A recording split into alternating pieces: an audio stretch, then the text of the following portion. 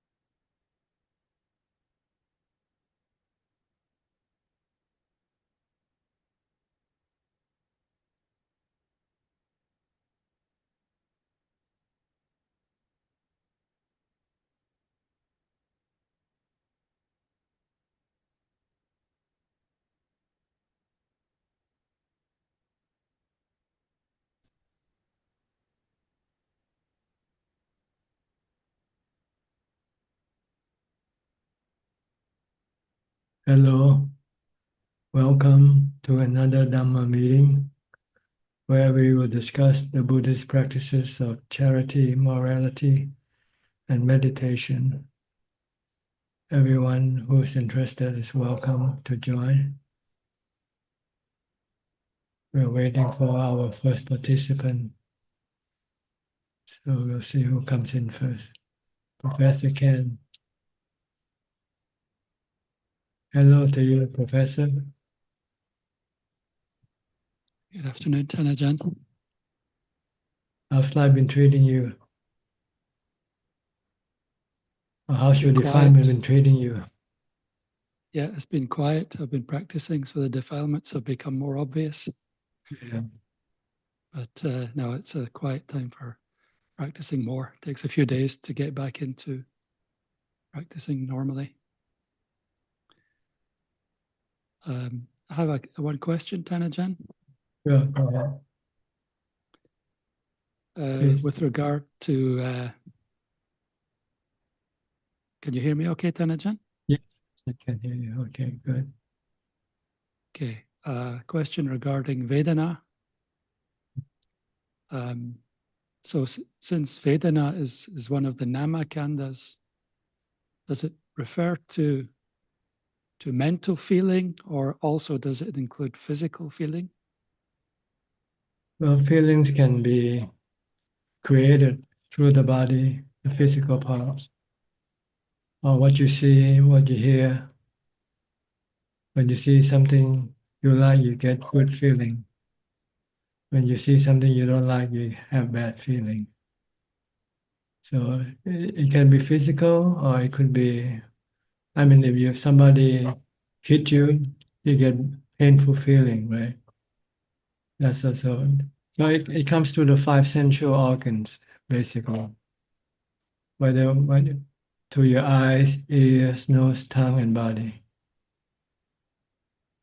And there's when we talk about mental one, this has to do with our thoughts, our memory.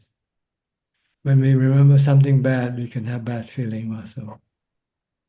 When we have some bad memories, bad experience, and we happen just to think about it, it can bring back the bad feeling that we had from that experience.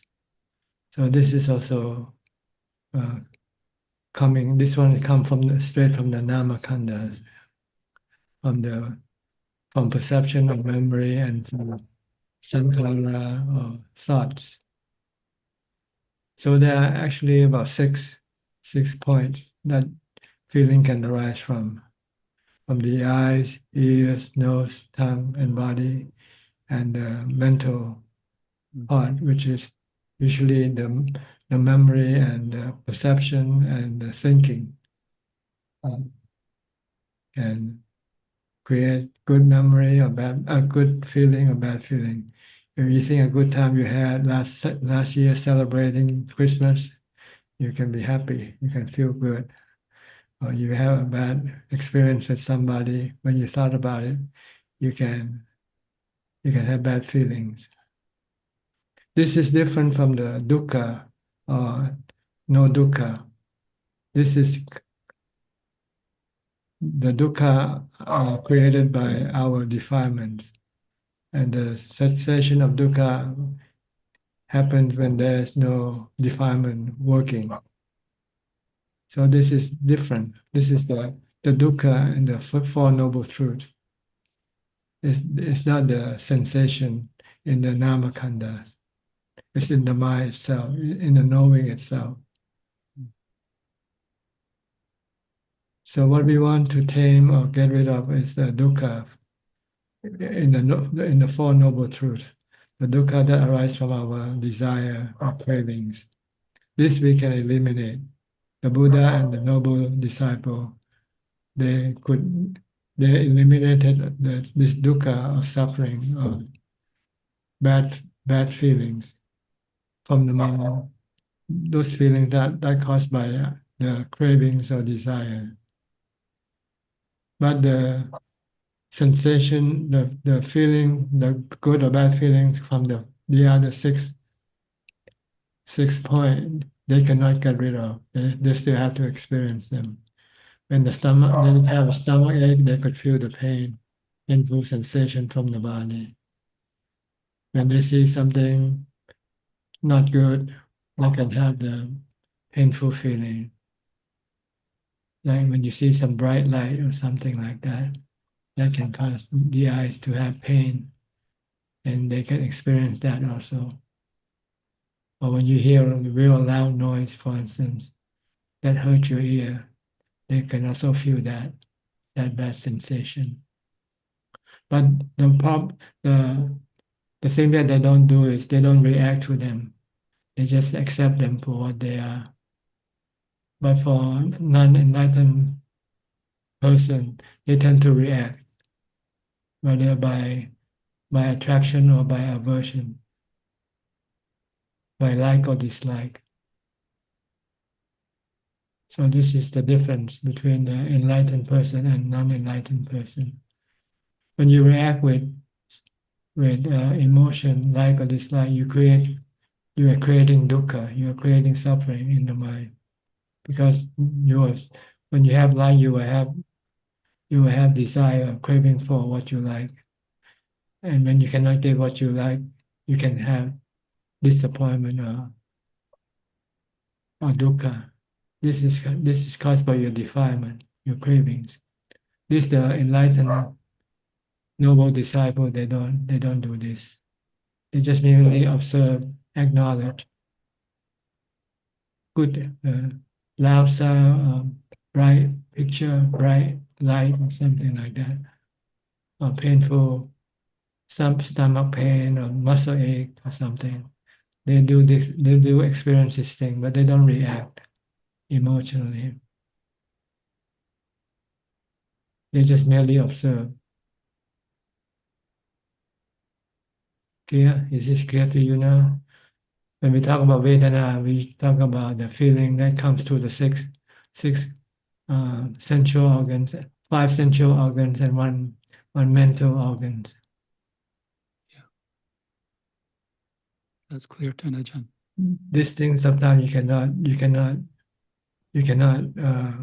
prevent them from happening because you cannot control the sensual objects.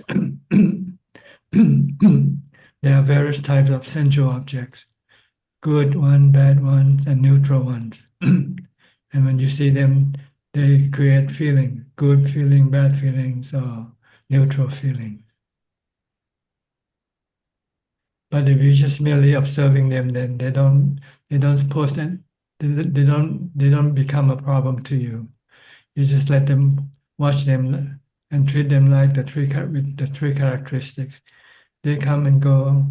They are uncontrollable. They are just like the weather. Then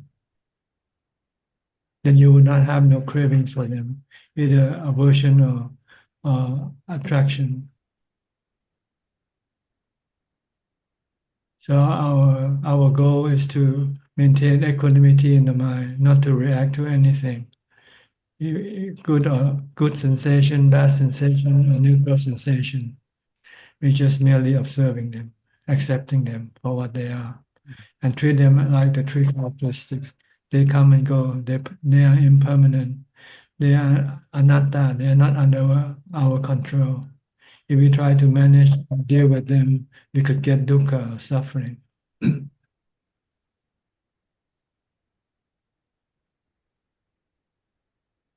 So if you have to live with someone, don't try to control them. Just let them be. It's your fault to have something to do with them in the first place. If you're smart, then you better stay alone. Yeah, I don't have that problem, so it's okay. Yeah. Then no problem then. For those people who have to live with other people, they will have to learn how to deal with these people. Mm. And the best way is just to leave them alone.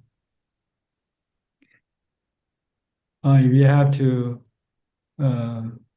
make some adjustment, then you have to do it civilly, by talking and don't use emotion.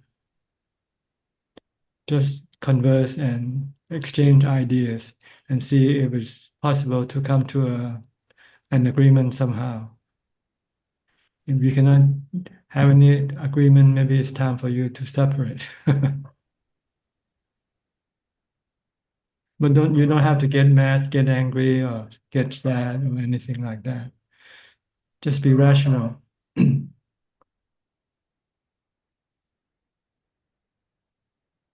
Okay. Thank you, Tanajan. What's the problem behind this question? What did you not understand? The thing I didn't understand was Vedana is one of the nama khandhas, the mental khandhas, and yet there's physical elements of feeling. So this is why I asked for the clarification. Yes, they are initiated by the five sensual objects. Yeah. And also the mental thoughts and memory. Yeah, this is very clear and very helpful, Tanjan. Okay. And this sensation of Vedana is the ability of the mind. See, it comes with the mind. Only the mind have this ability. The body has no ability to experience any sensation. It doesn't have any sensation in the body. Although the sensation comes from the body, but the body itself has no awareness, so it doesn't know anything. Okay. Okay. All we have to deal with this Vedana is to know that they are impermanent, they are not under our control. If we want to control them, and if we could not do it, then we can get dukkha. We can become stressful, or sad, or angry. Yeah. So we have to try to practice equanimity and just be merely an observer. Just barely know the coming and going of the sensation without reacting to them. That's the purpose of our practice, is to separate the mind from everything. Don't get involved with anything. Just be merely like a droplet of water on the leaf. They are in contact, but they are not immersed with each other. Mm. They are separated. The mind and all the things that happen that come into contact with the mind. The mind doesn't have to get involved with anything if the mind wants to be free from suffering. Okay. Thank you, Tanajan. It's very clear. All right. Next, Marco from the Netherlands. Hi, Ajaan, how are you? Fine, thank you. I would like to report my homework and I have a couple of questions, please. Please go ahead. I realized that when my wife came back from Thailand, I stopped doing the 8 precepts and I noticed that I get drowsy again with my meditation. So I've made the link directly to food intake. Yes. And I'm realizing that when I read also in your book about the feeling of hunger or the feeling of wanting to eat, I don't even want to call it hunger because it's not hunger that we have here in the West, but that it's really a mental thing. And I want to, in the new year, I decided that I'm going to do 5 days of 8 precepts and then 2 days of not 8 precepts to kind of increase the level. But I don't want to scare my thoughts of saying like, okay, I'm going to do the 8 precepts from now on and then make it a burden on myself. I don't know if that sounds logical. I know that that's the kilesas as well, but I think that doing it gradually is better. Yesterday I did 8 precepts and I noticed my meditation in the evening was way better. I notice also that I'm feeling more the wish to do meditation because it makes me really feel calm. One of the things I've also realized about myself is in the past I would never admit or figure out that I'm arrogant, but I am really arrogant. And I realized that by listening to the book from Ajaan, that some people, when they have a feeling of getting a little bit of wisdom, that they want to talk about it. And I've been realizing that when people talk about certain things like meditation, that I want to get involved and I want to say what I know because I feel proud of what I know, which I know is not the right way to go. But by realizing that, I also realized that that's something that's very deep inside me. And I read somewhere about Vipassana and Vipassanu. And could you explain the difference between the two for me, please? Well, vipassana is true knowledge. It's vipassana. Vipassana is false knowledge or delusion. And so the knowing of the true knowledge and the not true knowledge, I have a feeling that that's what the kilesas bring about, right? But how do you distinguish the two? Is that just real knowing that you have to experience? So like coming to the consensus that you feel it's the kilesa that's trying to make me talk now. So you know that's actually not wisdom then, because it's just the kilesa trying to manifest itself, right? True wisdom will keep your mind calm. False wisdom will keep your mind agitated. Okay, so it's a lot of false wisdom then, because your Yeah, mind gets okay. agitated.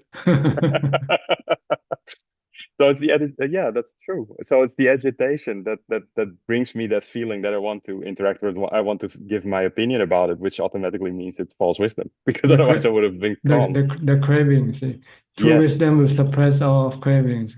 False wisdom will actually initiate more cravings. Oh, I have a lot of work out there.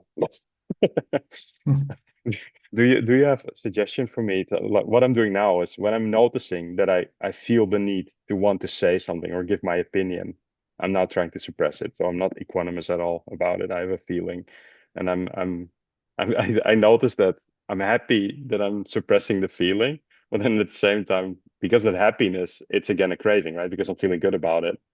How do you get to the equanimous point? Well, you just have to practice a lot more meditation to get into jhana. And once you have jhana, then the the desire to talk will be less because you don't want to think much. Because you find that when you're not thinking, you feel better than thinking. And that's what they mean in the book as well. I've been reading about the jhana, and I analyze too much. So what happens is that I try to think like, okay, did I reach jhana, yes or no? I'm just asking the question. I know I didn't because I'm thinking. So, but when you know, and that intrigues me. So how do you know? How do you reach that point that you know you reached jhana? Well, it is a different world from what you are experiencing right now.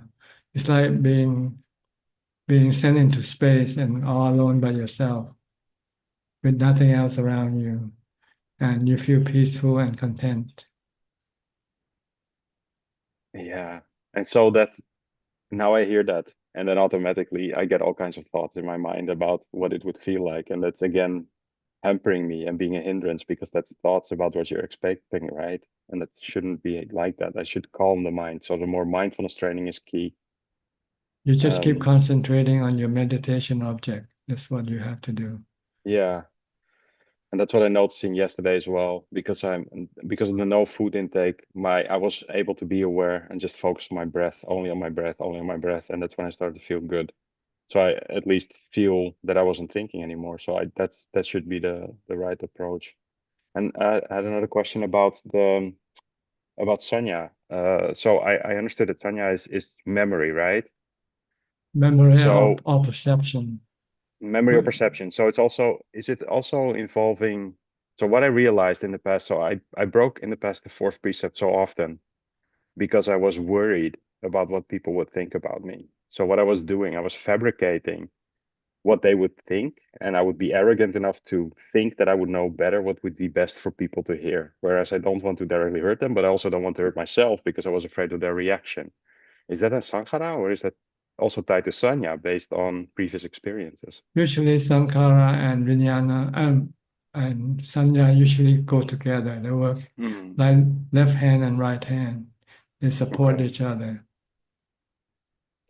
So they are the key to all the imaginations that Yeah. happen. So when you see a person, your memory starts to think what kind of person he is, what kind of, so you evaluate him through your memory, and then you decide what you should be talking to him, you know. So you need both of these things to work together. They usually go together, working together. Okay. And is it so what I'm realizing now, or at least what I'm observing now, is that when I'm at work and I'm talking to colleagues, that I look differently at how people talk to me, and not as much as how they talk to me, but more about how I feel about what they're saying and my next response to what they're saying. And I'm attributing that to mindfulness.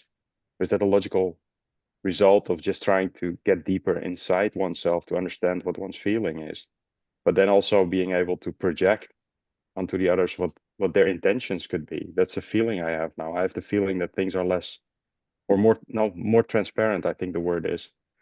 Like you sense that people have a certain meaning with what they're asking, or you understand what they're actually trying to ask. And unfortunately, you live in an environment where there's a lot of things that are being said, but it's not real honesty, if you know what I mean. It's more like trying to be, I guess they call it civilized, but it's not the true feeling that's behind it. At least that's what I'm perceiving. And then I'm realizing, okay, but that's my thought. It's not their thought. So I'm creating this, but it tends to be true. So I kind of boast my own, I don't know, awareness about that.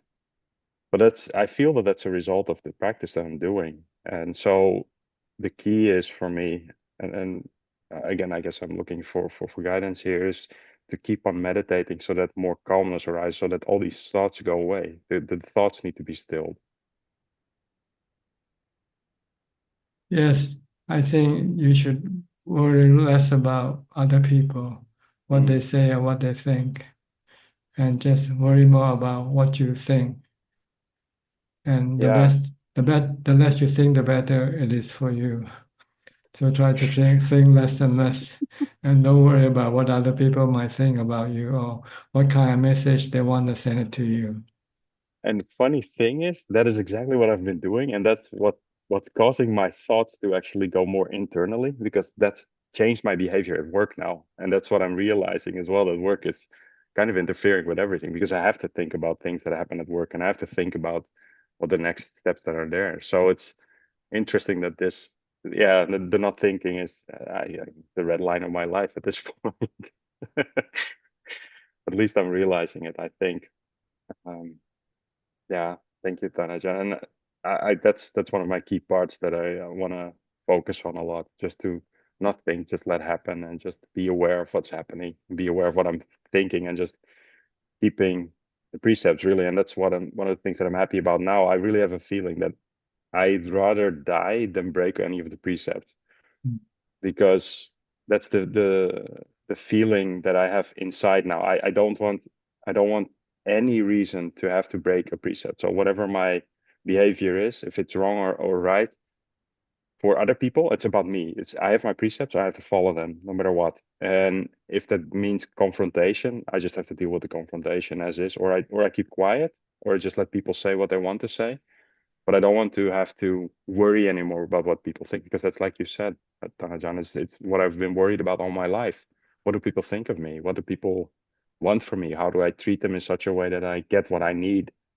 And that's not the right way to do it, because you let your life be lived by other people, whereas you're doing it yourself. It's just suffering. It's all suffering. Yeah, what I don't actually know. affects you is your own action. What Yeah. other people say or do to you doesn't really have much effect on what you are or what you will be. What you are, what you will be, depends on what you think, what you say, and what you do. So just focus on what you think, what you say, and what you do. If it's according to what the Buddha teaches us to think and say or do or not, like keeping the precepts, for instance. If we keep the precepts, then we are okay. If people don't dislike you because you don't drink with them, that's fine. Let them dislike you. Yeah. If they ask you, let's go have a drink, and say, no, I'm keeping the 5 precepts. Yeah. Just say sorry. That's all. Just be nice and Exactly. And if the person get angry or whatever he say, just let him say it, and just shrug off and say. Exactly. Mm. Exactly. Yeah, that's one of the things that I realize more now. I have to just let people be. I think last week we discussed the same thing, that I worry about what other people are thinking. I should not worry about that at all. Long time Mahaprabhu used to say that he cares more for the Dhamma than he cares for other people's. Yeah, He was very eloquent in that. yeah. From what I read, I'm very happy to read his books. Actually, that's my next question as well. Do you have a? I know that Luangta had an Asuba book, but it's only available in Thai. Do you know if there's an English version of that as well? Well, I haven't seen the English version yet, but usually we sometimes just look at the photos in the book. Yeah, that's what I've been doing. So my wife has that book, and I've been looking at the pictures, but automatically I see the text next to it, and I get curious, like, okay, what does it say? What does it say? And I don't want to bother all the time to translate for me. Maybe one day Google Translate will help you do that. I don't know. Yeah. Yeah, but Ajaan, that's the other thing. I've been trying to stay away from the internet as much as possible, and I've been really happy doing so. I've been not following the news. I've not been following anything, and I've been really peaceful because of that, because I know how fast the mind goes. Now, this was one of my biggest issues as well. I got sidetracked, and actually it was like boredom that brought you, okay, let's watch YouTube videos all day long. And then in the end, you just don't know what you're doing anymore. I've taken that away now. And I don't want to actually go to Google anymore unless I have to for my work for whatever reason. So I try to stick away from that actually. And then if there's anything that's needed like that, I would either or ask my wife, or yeah, just read real books. It's like, okay, fine. Then no distractions, no commercials, no nothing. Because I don't want to be me, let's say a year ago or 2 years ago. I don't want that anymore. It can't be like that. That feels good. And also another question that I had for you is I know that a lot of your books have been translated to English, and I don't know why, but the thought came to mind, would it be okay in the future if I have more time to do so, when I'm more capable to do so, to translate your books into Dutch? Because I know that your books have helped me so much. And I think that it will be beneficial to others as well. But one of the concerns that I have about it, there's a lot of terminology, of course, which can't be translated properly into Dutch because the words just don't exist really. But would that be allowed? Would that be okay? Is that proper to do or not? Or Oh yes, I have many people translating my book into different languages: Chinese, Indonesian, German, French.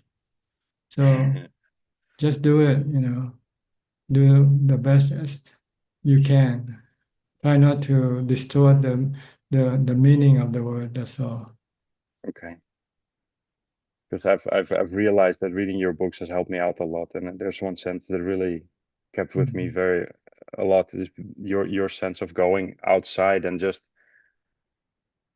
following your own path in the way that you've done. Also the quote that you've never left the monastery. It's for me, it's like, yeah, that's the only way to reach that, is to really be confirmed that what you've reached is the right thing. And I just want to reach that point where I don't have to, don't have to is not the right word, but just be confident, like, okay, I understand what everything is. I understand what suffering is, and I understand how it goes away, and now I'm peaceful. I think that that's a goal now. And I know that my work is not allowing me to do so. And I'm the one that chooses to work. I'm the one that chooses to have the normal layperson life. I'm the one that did all these things because of all the things that happened until this point. But it's up to me to write my path from here. And if I get the right knowledge now, if I do the right steps now, in the past 6 months, I know that there's quite some steps that I've taken that feel right. So I know that I need to follow this path, but it's not going to come by itself. And that's what I really love about Longta's books. Like, you have to put in the perseverance, you have to put in the Within brass the effort. knuckles. Yes. Yeah, put in the effort, and I really enjoy doing so. And I think that that's a good point. That's a good thing to keep up with. Go through the pain. No pain, no gain. Exactly. That I love that one. So yeah. So thank you, Tanajan, for also pay my respects to you. Thank you for the guidance that you've always given, and always take the time for people to listen. I'm really grateful for that. Okay, you're welcome. See you again next week. See you next week. Thank you, Tanajan. Okay. Next, outsourcing from Penang, Malaysia. Good evening, Tanajan. May I ask you a question? Sure, go ahead. I have pain in my knee. Normally, the pain is very, very slight. But the minute I do sitting meditation, the pain will come. Then sometimes it's very distracting. So I observe the pain. I observe the arising and the ceasing of the pain for some time without thinking. And then after that, I go back to my breath. Then I went into samadhi. Some other times, when my concentration is better, I just ignore the pain and then go into samadhi. Are these two methods the right way to deal with pain? Well, the goal is to go into samadhi. So whichever way you can go into samadhi with, that's the right way. Okay. Okay. Thank you, Yeah. Ajahn. Different people might have different method of calming the mind, but the goal is to calm the mind, to keep the mind become still and peaceful and happy. Okay. Okay, thank you, Ajahn. That's for why your they guidance. have 40 different meditation subjects for you to choose from to calm your mind with. So whichever method that you find, maybe there are more than 40, because the 40 might just be printed in the text, but by experience, there might be many more personal experience. Each people might have different way of treating the mind, calming the mind. So whichever way you can calm your mind with, then that's the right way for you. Okay. But Okay, thank you very much. without the external source, okay, not like drinking and to calm your mind with, or taking drugs or something like that. But something in yourself, you have to use the inner resources to calm your mind with, no external sources. Okay. Okay, like Okay, thank you very mindfulness. much. Okay, you're Thank you welcome. much. Next, Rohini, I'm sorry, from the UK. Good evening, Ajahn. Yes, what can I do for you? I just continue to practice as Ajahn advised us to do. So, Yeah, just keep doing it. Be patient. Sometimes you get good results, sometimes you don't. But this is normal. Yeah. Although I didn't get any results yet, but I feel my mind is much calmer than before. So I chant 32 body parts. Just chant without contemplating, and just to calm my mind, and then continue with my breathing meditation. Can you chant them forward and backward? Only forward I did. I didn't do backward. Try to do the reverse also. It forces you to have more concentration, more mindfulness to do it. Yeah, okay, I will do that. So I think I feel, because when I chant 32 body parts, my mind, it prevent my mind from wandering, and I can meditate better after that. That's right. Yeah. And yeah, can I clarify something? Does every thoughts, whether it is good or bad, due to defilement, produce sankhara? Not every thought are produced are defiled. Some thoughts are driven by Dharma. Some thoughts are driven by defilements. You just have to know which is which. Is it like trying to have the certain food that we desire, and that also has a negative effect on the path? Or Can you repeat again, please? yeah, is it like trying to have certain food that we like, food? Okay. Yeah, we that is due to defilement, or that food that we desire. Does this have a negative effect on the path? Well, desire for food is defilement, but Yeah. taking food because the body needs the food is not defilement. It's like taking medicine. If you have to take medicine, this is not defilement because you don't take it because out of craving or desire. You take it because you have to take care of your body. Then this is not considered to be defilement. So if you do things on the need to do basis, then this is not defilement. Okay. If you do things on the basis of craving or liking, then this is defilement. Oh, okay. Okay, that's okay. So if you like a certain food and you crave for it, this is defilement. And the way to counter it is to eat something that you don't like instead, to punish your defilement with. Okay, I understand. Thank you. Yeah, thank you. Okay, you're welcome. Okay. Thank you, Ajaan. Thank you very much. You're welcome. Next, Aminji from Sri Lanka. Any question Hello, tonight? Ajaan. Yes. Hello, Ajaan. Yes, how are you? I'm good. Hope you too. Ajaan, I have some questions. Can you hear me? Yes, go ahead. Ajaan, I have seen some Buddhists visiting the graves of their relatives on death anniversaries and so on to light candles and pay respect to their dead relatives. How Buddhist is this practice? I just want to know, should Buddhists do such things at all? Well, it's not a matter of whether you should or not should not. It's a matter of whether you want to or not. If you want to, you can do it. If you don't want to, you don't have to do it. Okay. Will that make any good? I mean, to the dead? No, it's we don't. Well, it depends on whether the dead needs your help or not, for instance. If the dead needs some merit from you, then you make some merit and send it to them. Do we need to visit the grave for that? No. Not necessarily. But no harm doing that, no? Yeah, if visiting it makes you have wisdom, for instance, you are contemplating on death, see, when you go to the grave, then it might remind yourself that one day you'll be there also.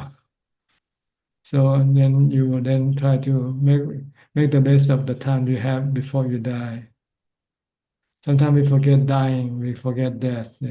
We thought we're gonna live forever. So we tend to do things that is not really good for our mind, just good for the defilement. But when we see that in the future you will be in the cemetery yourself, and all the things that you do with your defilement will not bring you any benefit to your future life.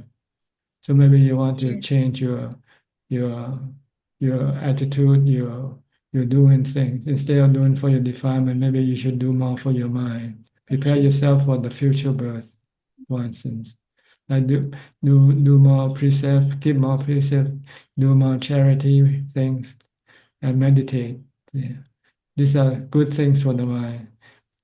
That will send the mind to a better birth. Okay. So it's like using it's like doing death contemplation by actually when you go to the cemetery, when you're visiting the dead. It's a good practice if you are if you practice for the suppression or elimination of your defilement. Okay. Because why I asked was I have seen some people go there to light candles and pay respect. Well, people sometimes they go there just because they miss the person that passed away and wants to be near them again. And instead of bringing them any peace or happiness by visiting, sometimes they feel sadder when they go. So this is not the right way of visiting the graves. The right way is to produce wisdom from visiting, to remind yourself that life is impermanent, your body is impermanent. It's from the four elements. And it will go back to the four elements. And the Then- mind is else. Yes. Right. So this will then create a sense of what you call readiness to pass away, and also prepare yourself for a better future. If you believe that the mind doesn't die with the body, and it's the mind who will go up and take new birth, go into a higher or lower realm of existence. Yeah. Then And you might commit yourself to more practices of charity, morality, and meditation. Okay, Tanajan, and should they also know that the dead person is not there because their mind is elsewhere, only the body is there in the graveyard? Well, they should know that if they're Buddhist, you know. But if they're not Buddhist, they might not know because no one teaches them that. Okay. Okay, Tanajan. Okay, thank you. And my second question is, Tanajan, now we have read that Prince Siddhartha entered a state of jhana as a child during a particular harvesting ceremony. And I think while his father, King Suddhodana, participated in the event, he was placed under the shade of a tree. I mean, Prince Siddhartha, and observers noticed the young Siddhartha seated cross-legged in a deep meditative state. Must be he had entered a jhanic state, and this suggests that he had likely practiced jhana in his previous lives. And I'm just curious to know, Tanajan, whether Prince Siddhartha had already attained a certain state, such as Sotapanna, when he was born into this world? Not at all. He had no inkling of the Four Noble Truths. His mind entered into jhana through the strength of his mindfulness, not wisdom. Okay. That his mind was in a jhanic state when he was a child. Yeah, in his past life, he was an experienced meditator, and this capability follow the mind, come with the mind. So when he's left alone and nobody to disturb him, then his mind automatically go into jhana. Okay. Then he was in his first jhana as a child, or was he can't be on the fourth stage, no? Just must be on his first level of jhana. I think usually the fourth jhana. Fourth jhana. The first, second, and third jhana are not as significant like the fourth jhana. Okay. But it doesn't matter whichever stage he's in. But his mind become calm, peaceful all by itself when he's left alone. No one around him to bother or to disturb him. Anujan, I thought like if a person can enter his fourth jhana, he has at least become a Sotapanno and maybe he has entered the path. No, because there were lots of people who enter into a different level of jhana before Even the Buddha, before he became enlightened.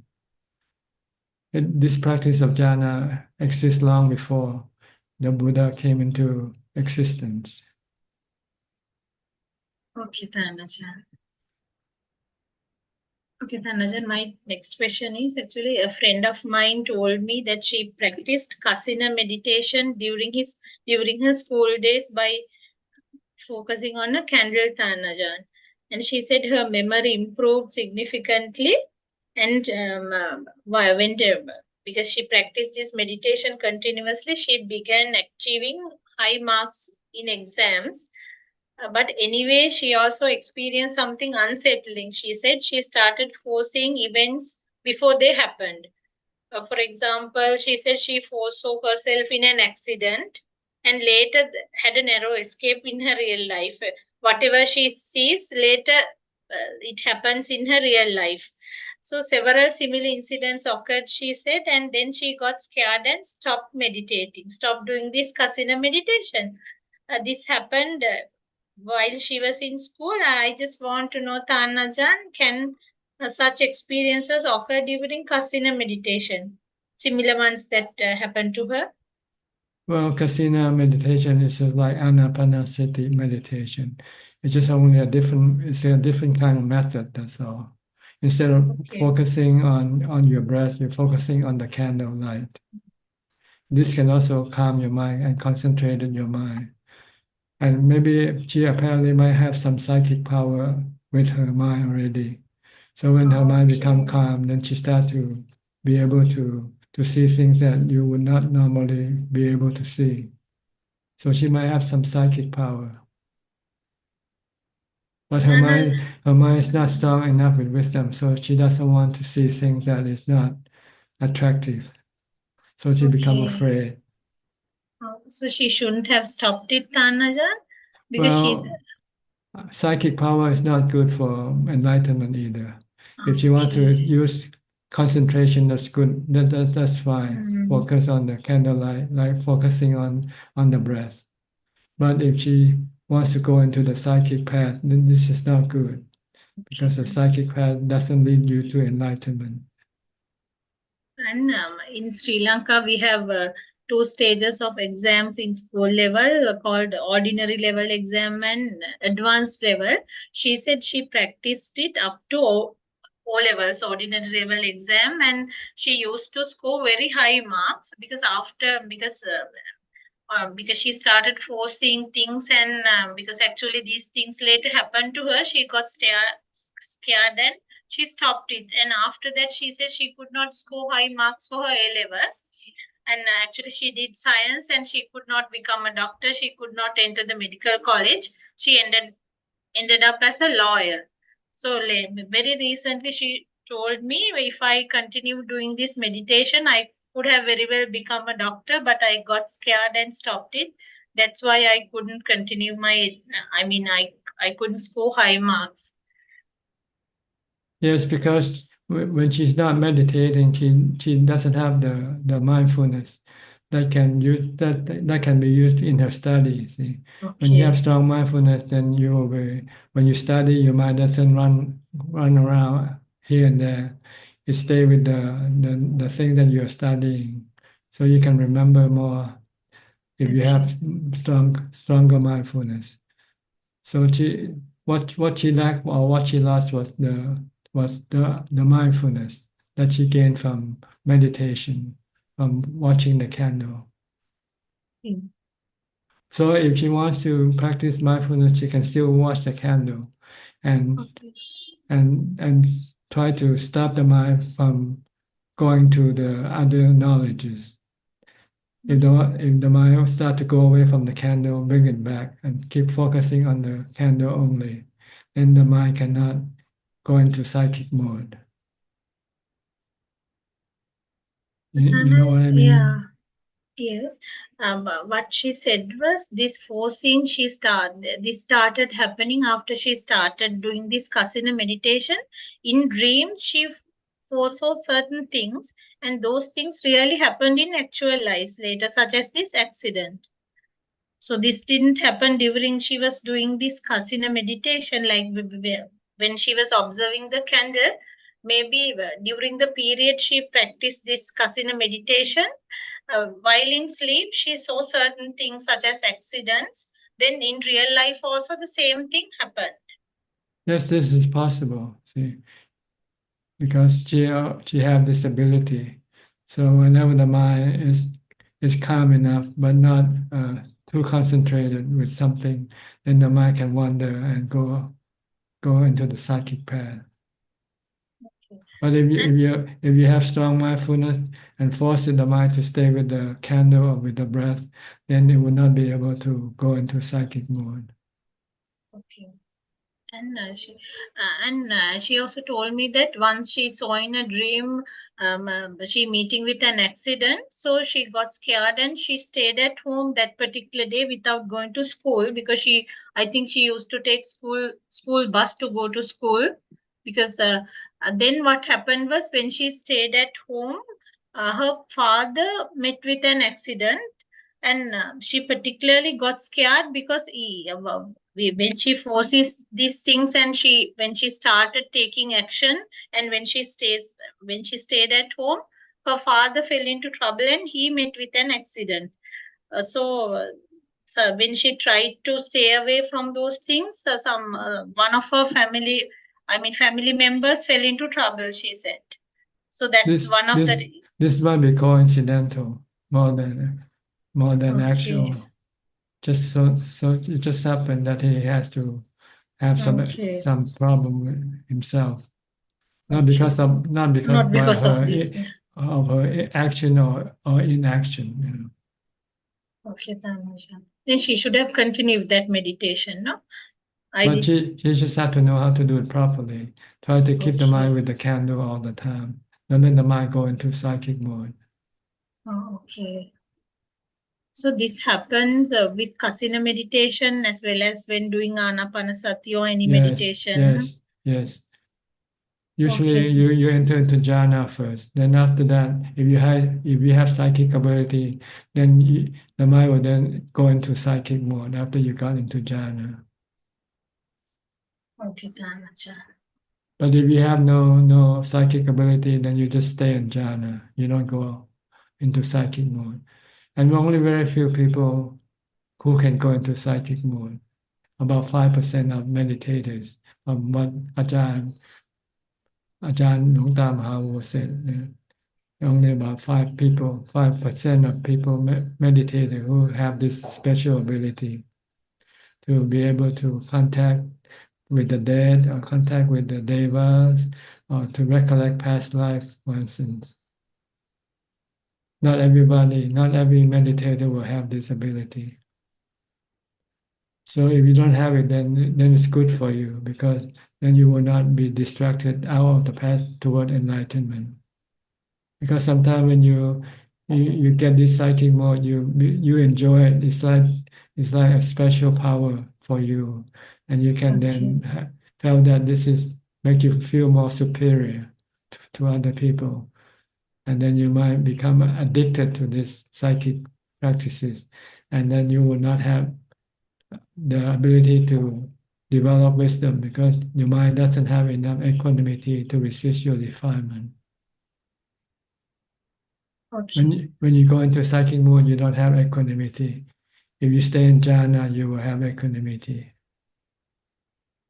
So if you want to go on the enlightenment path, you have to develop a lot of equanimity. Because when you develop wisdom, contemplate the Four Noble Truths, you'll find that suffering is caused by your cravings. And if you don't have enough equanimity, you will not be able to stop your cravings.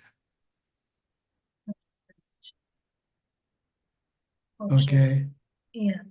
Then while meditating, we should be able to stay focused. Like if it's a candle, we have to maintain focus. No, we should not think about other things. That's right. Okay.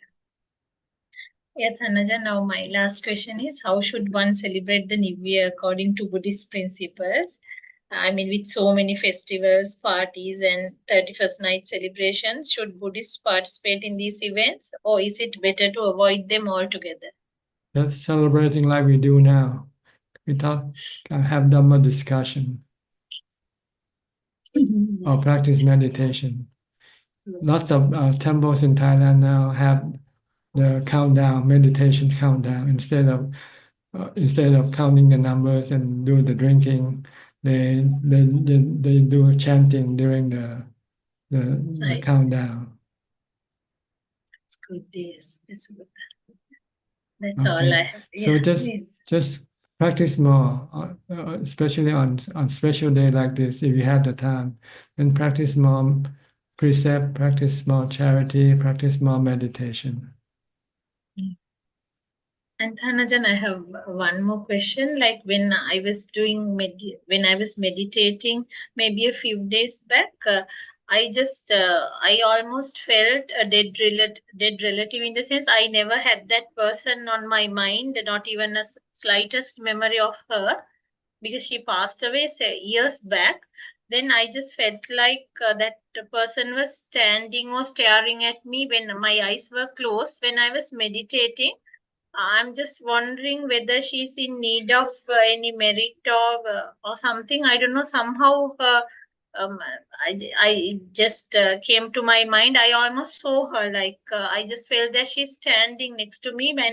But anyway, my eyes were closed. Like, is it just a thought, or I'm just wondering whether she's in need of merit or something? It's probably your mental fabrication. Fabrication. But I never had even a slightest thought of her on my mind. If you want to find out whether it's real or not, you have to be able to talk to her, communicate with her. She's dead now.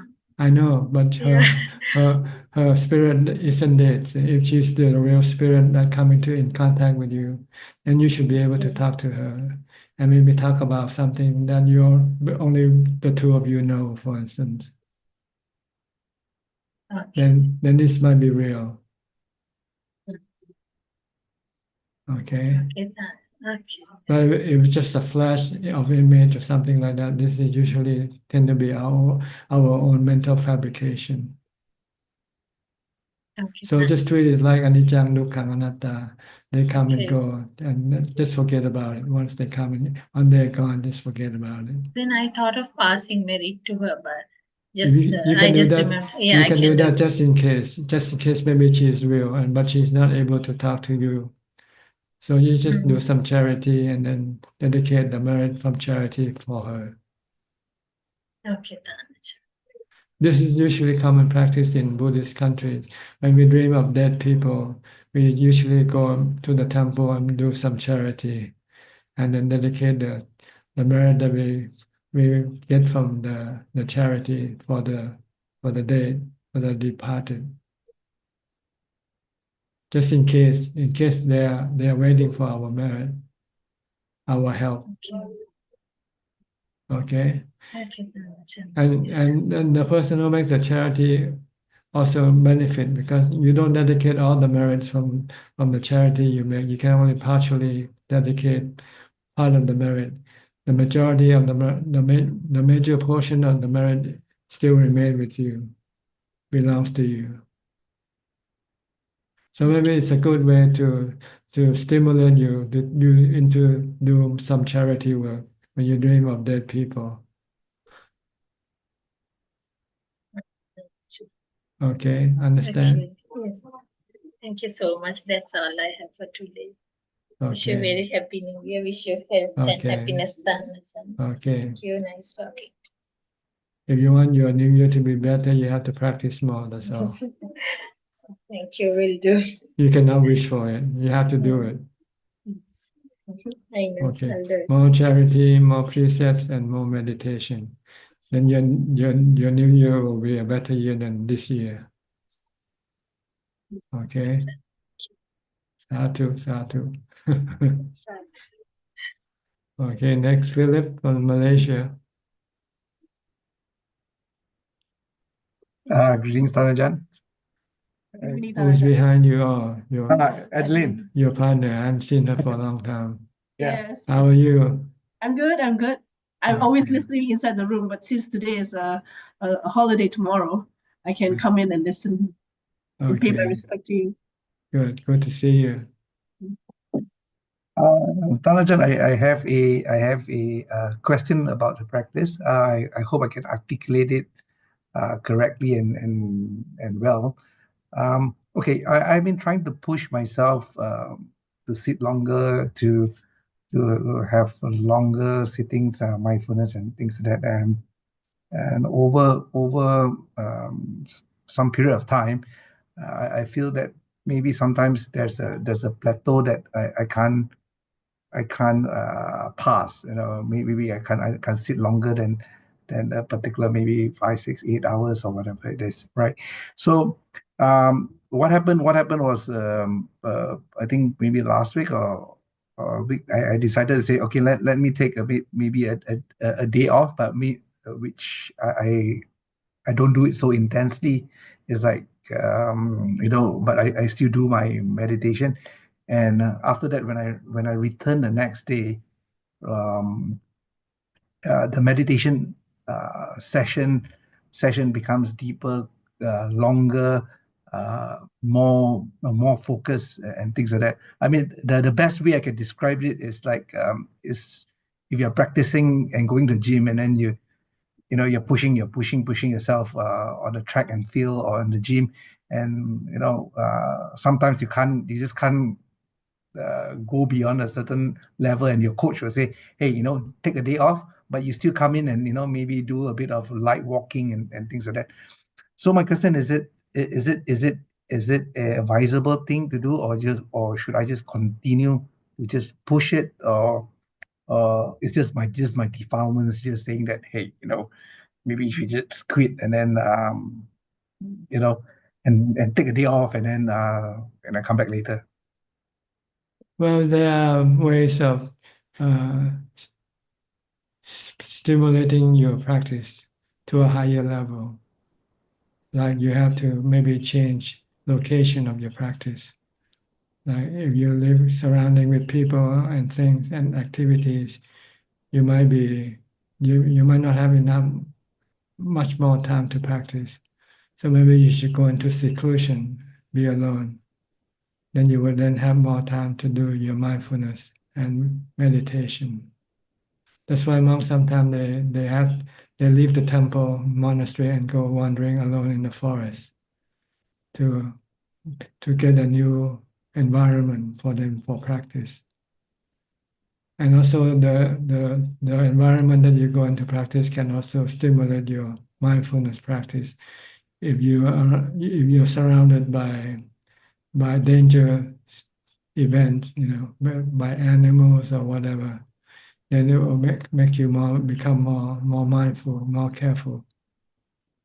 Or like if you go meditate in the monastery, in the cemetery, for instance, then you might start to have fear, and you then have to use mindfulness to be able to cope with the fear. If you cannot calm your fear down, then you will not be able to remain in the cemetery. But if you can remain in the cemetery by suppressing your fear with stronger mindfulness, then you are developing more. You have stronger mindfulness from the location that you go to practice with. So this is what you have to do. You have to change location, change the surrounding, make it more harder for the mind. Like we said, no pain, no gain. So you have to go into more physical pain or physical fear. Then it will then force your mind to have to deal with a different situation, a new situation that requires more mindfulness in order for you to be able to cope with the surrounding, the new surrounding. Or you have to do some fasting for it. Fasting also can change the condition. It forces you to have more suffering, more pain, more physical pain. And then if you want to be able to withstand this physical pain, then you have to use mindfulness. So you have to practice more mindfulness to calm your mind down to a level that it will then be able to accept the physical pain. So these are the method that we use in practices. We have to, once we stay in a certain place, and we can become used to it, and it doesn't help us with our meditation. Then we have to go change the condition of the surrounding. If we cannot go away to be alone in the forest, like I was in the monastery, and the only way to stimulate more practice is to do fasting. So I do more fasting that way. Or at night, I can come walk around in the monastery inside without using any torchlight. Just walk in the dark, forcing yourself to be more careful or more mindful. So these are the things that you might have to invent to be able to stimulate or to push your mindfulness to become stronger and higher. I understand, Ajahn. So change the environment, change the situation. Get out of your comfort zone, because when you're in comfort zone, you become lax in your mindfulness because you don't have to worry about much anything. But when you're in a discomfort zone, then your mind is not happy. Then you have somehow to use mindfulness to calm this unhappy mind to make it become happy again. Understand, Ajahn. Okay. Understand, Ajahn. But if you find that by relaxing your practice can then stimulate your practice, then that's okay also. But I just don't see how. No, when I meant relaxing, it doesn't mean that I go for sensual activities or whatever. Means maybe instead of sitting for 5 hours, I just do like for 2 hours or 3 hours for that particular day, and then next day go back into just a normal practice again. Okay, it might be possible because you might be overworked your mind, and then you have to give time to relax. Once it has refreshed itself, it might then have the strength to go and attack and do what you used to do and get some result from that. So it's a matter of trial and error for every practitioner. You have to try and find out which is the way to stimulate your practice. Because this was the first time I actually tried it. I mean, I'm not too sure was it by accident or I think, and then when I subsequently went back the next day, I was like, huh. I mean, I didn't realize this. I mean, this day and the next day after that, the sitting was longer. The session was, I mean, the sessions are more intense, more deep. The concentration longer. Holding the breath. Not, I mean, not holding the breath. I mean, breathing, observing the breath, but at a more sharper, more intense sensation, and the mind goes into calm faster. So I mean that was I mean I think it was by accident. I mean I was like doing and I said, nah, this is not working out. Maybe I just need to do a kind of a cheat day or a 1 day off and see what happens. So Okay, just do it. If you can get better result by doing this, then it's okay. Maybe sometimes your mind is overworked and doesn't have the strength to push itself through. So it might take a little recess. Like take 5 when you play sports. Sometimes you feel too tired. Let's take 5. yes, 5-minute break, and then you get some more strength. Then you come back and do, and then you might be able to do it better than without the breaks. yes. That's why they have boxing. When they're boxing, they have to rest, right? You box for 3 minutes, and you rest for 1 minute, and then you come back and box again. Yeah, something like that. Yeah, Okay, something like all yeah, right. So try and do it. something like that. Yeah. Okay, good. Okay. Yeah, you have to be able. You have to dare to try and dare to be mistake sometimes, but mistake with wisdom. To know that you're not doing the right thing is wisdom. But sometimes you don't know that until you try it, right? Let's try it this way, see how it works. If it doesn't work, then you say, okay, this is not the right method for you. If it works, then say, okay, this is the right method for me. Then stick to it. Yeah, and as of as of lately, I mean using Buddha since I came into this met Panajan and things like that. Recently I've been also doing the 5 daily recollection. The one where the monks they chant. I am the nature. I'm the nature to age. I'm not beyond aging. I'm the nature of getting sick. I'm not getting sick and at the nature of dying. So I've been actually repeating that mantra. Recollection, yes. The five recollection. I'm the air, my karma, and so and so forth. So it's just something newer rather than ETP or the Buddha. It's, as you say, maybe change the condition slightly. Yes, it also gives you the wisdom. See, this is more wisdom contemplation. When you think of anicca, when you think of aging, sickness, and death, you're actually developing And things like that. wisdom. And today, so happen is it's New Year, and when someone wish me, the immediate thought that came to my mind is that yeah, a bit closer to death. I don't think it was actually a very nice thing to say, but I was like saying, yeah, a bit close, one more minute, one more hour, another more day closer to death. Mm. That was actually my topic today when I gave the Dhamma talk this afternoon. Yeah. Say this is the last day of the year. It means you have lost 1 year of your life. Yes. You have less time to live. So you better be more what you call, be more diligent. You should try to put more effort to do the right thing for your mind and not wasting your time with your defilements. Yeah. So it's good to think of that, because then it reminds you that your time on this earth is limited and it's getting less and less. So if you have something good that you have to do for yourself, better do it now. Don't procrastinate. Don't put it off until tomorrow or next week, because time waits for no one, right? Yes. Okay. Yes. Good.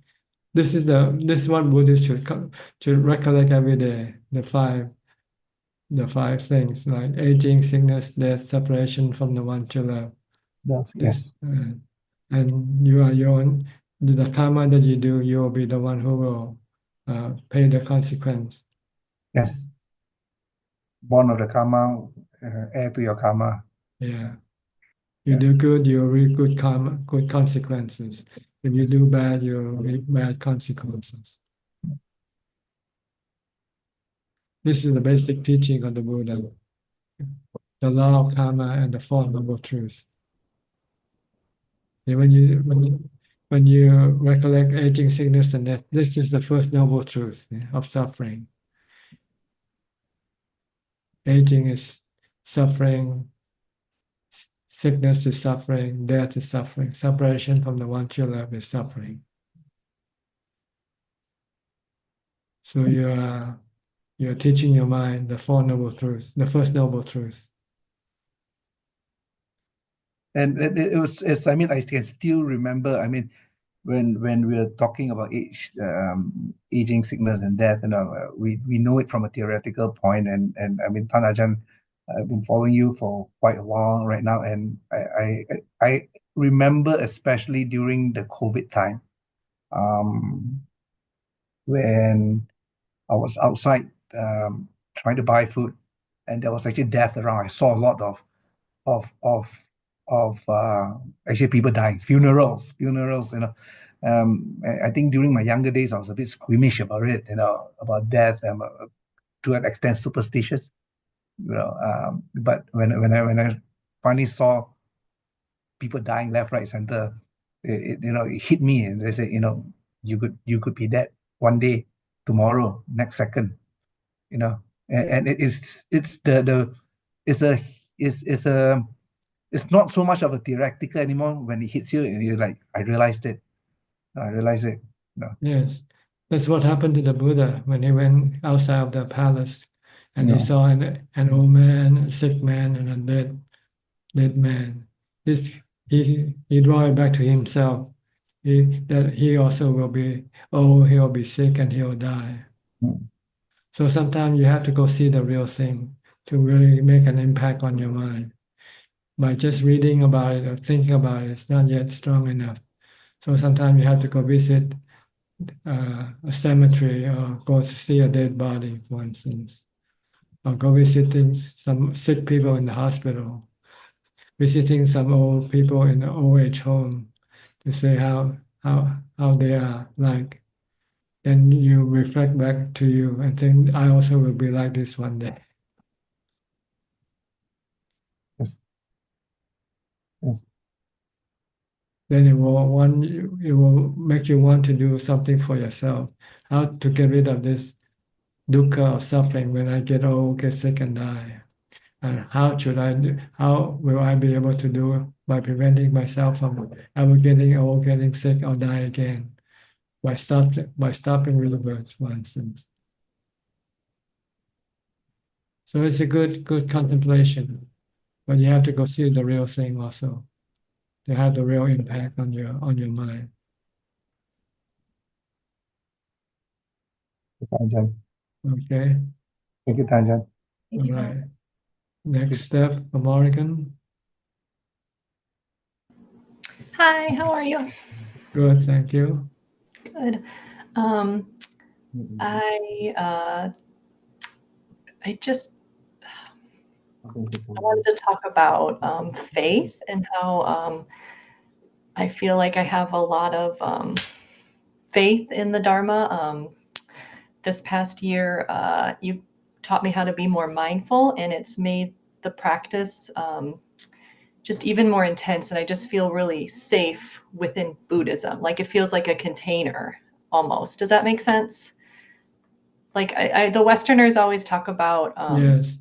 going to Dhamma is your refuge. If you have Dhamma, yes. your mind become protected from suffering. Yes, I from feel stress. so not quite. I don't like safe's not the word, but I feel really Secure, I don't know. stable. Yes. And that's I don't know. I just feel like I have such faith in the Dharma, and it just feels really good. I don't know. Yeah. But faith itself alone is not good enough. Faith has to be based on practice. Then this will be real faith. If faith just based on study, it can be still not real faith. Which was what it was before. I really I had like this wisdom, but now I have this like I just feel it very deeply. And Yes. It has to come from practice. Yeah. When you get result from your practice, then you are very sure that this is the right thing, the real thing. Yes. Yeah. And that's where I'm at. Mm-hmm. I just thank you very much. And I also want to say thank you to your admins. They're just, I always forget to say that. They're just wonderful. So thank you for. Okay. Thank you for joining us. And thank you. We're happy to be of service to everybody. You guys are amazing. You are big service. Okay. Yeah. Okay. Thank you. Happy New Year. Thank you. You're welcome. Next, Kokseng from Singapore. Good evening, Prajan. Yeah. This evening, I'd like to ask Prajan a few questions. First, I just narrate my experience yesterday. Yesterday, I was on yesterday early morning, so I'm able to sit until about 1.5 hours, and then the pain comes, and I use anatta, and then after that, I take a peek at my watch, and I see that I've been sitting for 1.5 hours. Then the next thought comes to my mind: how long do I, even though I am able to so-called endure the pain, but at the same time, I'm also thinking, oh, how long do I need to endure the pain before? So the question is, how? But from the earlier questions, is it that I have to endure the pain and sit until I get into jhana, prajan? You sit until you can live with the pain, whether in jhana or not in jhana. You have no more aversion for the pain. You can live with it. Treat it like your friend. Treat the pain is like your old friend. Okay. Meaning physical pain is there, but the mind doesn't mind having the physical pain. That's right. Okay. Have no aversion for it. Okay. Get it.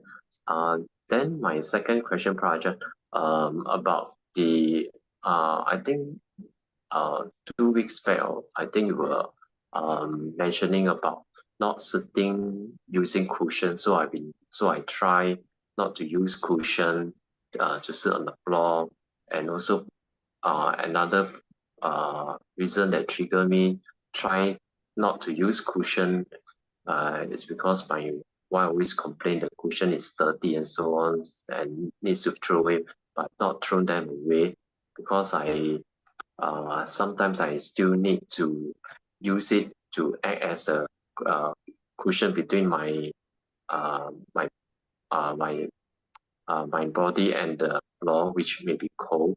And Prajan, you were saying without cushion, we are practicing no pain, no gain.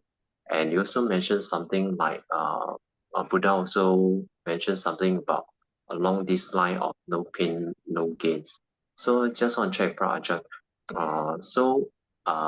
With all respect, just in in I mean, in what sutta did Lord Buddha mentions something about no pain, no gain that we can advance in our practice. I cannot refer you to any suttas because I didn't learn it from the suttas. I learned it from the experience. Okay, yeah. I find that when I have more discomfort physically, my practice tend to be better. When I'm comfortable physically, my practice tend to be bad. So it's from experience, not from any sutta. I see. Okay. But it just happened to also to happen to be the same as with other teachers or the Buddha himself. But I didn't read it from the Buddha or from the sutta. I read from the mind, your own practice, from my own practice. Okay. Yeah. Then Prajan, my third question is about earlier the sutta mentioned about one becomes disenchantment arises. So is disenchantment arises? Is it some similar to like one wants to stay alone, be solitude, and do not want to have a partner, and so on? Yes, because you see with wisdom that having a partner is painful than being alone. So it's better to be alone than to have a partner. Okay. Okay, understand. Okay. Yeah. Okay. Not disenchantment because you get tired of this person, so you go look for a different person, and this is not that type of disenchantment. Is that one sees that is the disadvantage of Yeah. living. You see the three characteristics in that person. See dukkha from that person. See that person is unreliable as a source of happiness for you. Okay. Then you don't want to live with that person. Okay, understand. Okay. Is that all the question you have tonight? Yes. Yeah. Thank you, Prajan. Okay. Good. We'll go to New Zealand. I think you have passed the midnight yet. Have you passed the midnight hour yet? Hi, good evening, Chandra. Yes, we are in 2025 now. Happy New Year. Okay. I'm still about 3 hours away. Yeah. 2.5 hours. Yeah. With Dhamma discussion. Listen to Dhamma. That's good. Yeah. Question, Ajaan. Regarding Samadhi, right view, is it correct to say that for us, we are not noble disciples, we haven't entered stream meaning. So for us, it's every view is a michaditi, is a not right view. Is that it's right view, but it's borrowed from other people, not our own yet. We haven't seen it ourselves yet. Yeah. But we borrow from the Buddha that Four Noble Truths is from the Buddha. We haven't seen the Four Noble Truths actually in our mind yet. Yeah. If we can see the Four Noble Truths within our mind and we are able to suppress the dukkha that arises within our mind by the practice of mindfulness and wisdom, then this becomes real for us, become our own. That's when you become a sotapanna. You see the real truth within yourself, the real Four Noble Truths. Before that, you just see it from listening from other people. They're not real yet. We call them memory. Sometimes you forget after a while. You listen, you read about Four Noble Truths, and if you don't think about it for a while, it can be forgotten. But the Four Noble Truths you see within your mind itself, it will never be forgotten. It will always be within yourself all the time. Because you know, as soon as you start to as soon as you start to crave or get angry, you can see the dukkha arising inside your mind right away. And then you use wisdom or mindfulness to stop it. Stop your craving, then the dukkha will disappear. So the Four Noble Truths is actually inside us. Right now you don't see it because you keep looking at outside. You don't look inside. The only way to make your mind look inside is when you enter into jhana. That's why we meditate, to pull the mind inside. But the mind you normally is being pushed outside by the defilement, by the craving, by the sensual pleasure craving. So we have to try to push the mind inside. If the mind comes inside, once it has to enter in jhana, then it will be able to see the Four Noble Truths happening in real time. When you crave for something, you can feel that you're feeling bad right away. If you stop that craving, then that feeling of that uneasy feeling will disappear.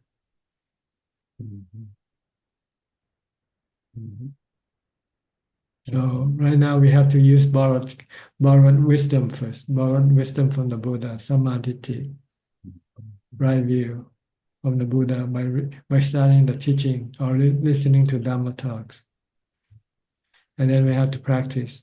When we practice, then we will then bring the mind inside by mindfulness. And then when the mind comes inside, then when the mind starts to have any craving, you can see the mind becoming stressful or agitated right away. And you know this is the mind becomes agitated because you crave for something, you want something. When you want something, you cannot remain still, right? If you want to get up, you cannot sit still anymore. You have to get up in order to relieve the stress from all agitation from your desire to get up. But if you want to continue sitting, all you have to do is just stop your cravings. When you stop your craving, then the agitation in the mind will disappear, and you can continue sitting without having any agitation. So in order to be able to see the Four Noble Truths working all the time, you first have to bring the mind inside by the practice of jhana. That's why those people who already have jhana, when they listen to the Dhamma talk the first time, they can become enlightened. When the Buddha gave the Dhamma talk on the Four Noble Truths, one of the five ascetics become enlightened, become a sotapanna. Because all five of them already have jhana. So they understand what the Buddha is talking about. He's talking about something that's happening right inside their mind, not something happening outside.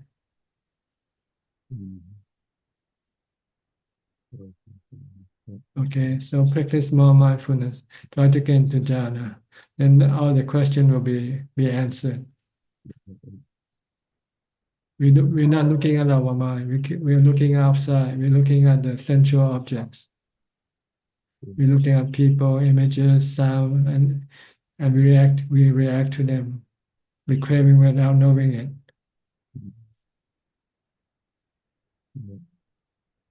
And when we are sad or when we are stressful, we blame the sensual objects for our stress, not our cravings, because we're not looking inside. When some people say something bad to you, you blame them for causing you to have bad feelings. You blame them for causing you to have dukkha. But you're craving for people to to be nice to you, and when you don't get what you crave for, you become agitated or stressful.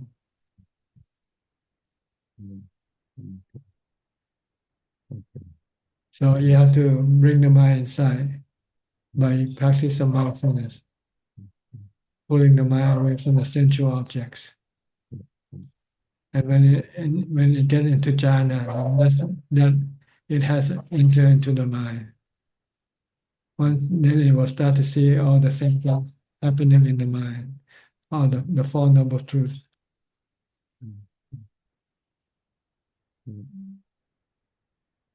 Okay. Okay, thank you, thank you, Daniel. That's a good gift, Okay. New Year gift, the three of them. Thank you very much. Yeah. How about you, Ramya? Yeah, keep practicing, Ajahn, your Okay. teaching. Yeah, mindfulness meditation. This is the first step to before you can get into enlightenment. Yeah. We have lots of wisdom already, but it's not real wisdom. It's borrowed wisdom. It doesn't belong to us. Yeah. Okay. Thank you. Wish you You're good health. welcome. Thank you. Okay. Happy New Year. Happy New Year. Thank you. Okay, Sarasi from Geneva. Are you still in Geneva or are you somewhere else? Yes, Ajahn. I'm in Geneva. Okay. Good evening, Ajahn. Okay, Yes. good to see you.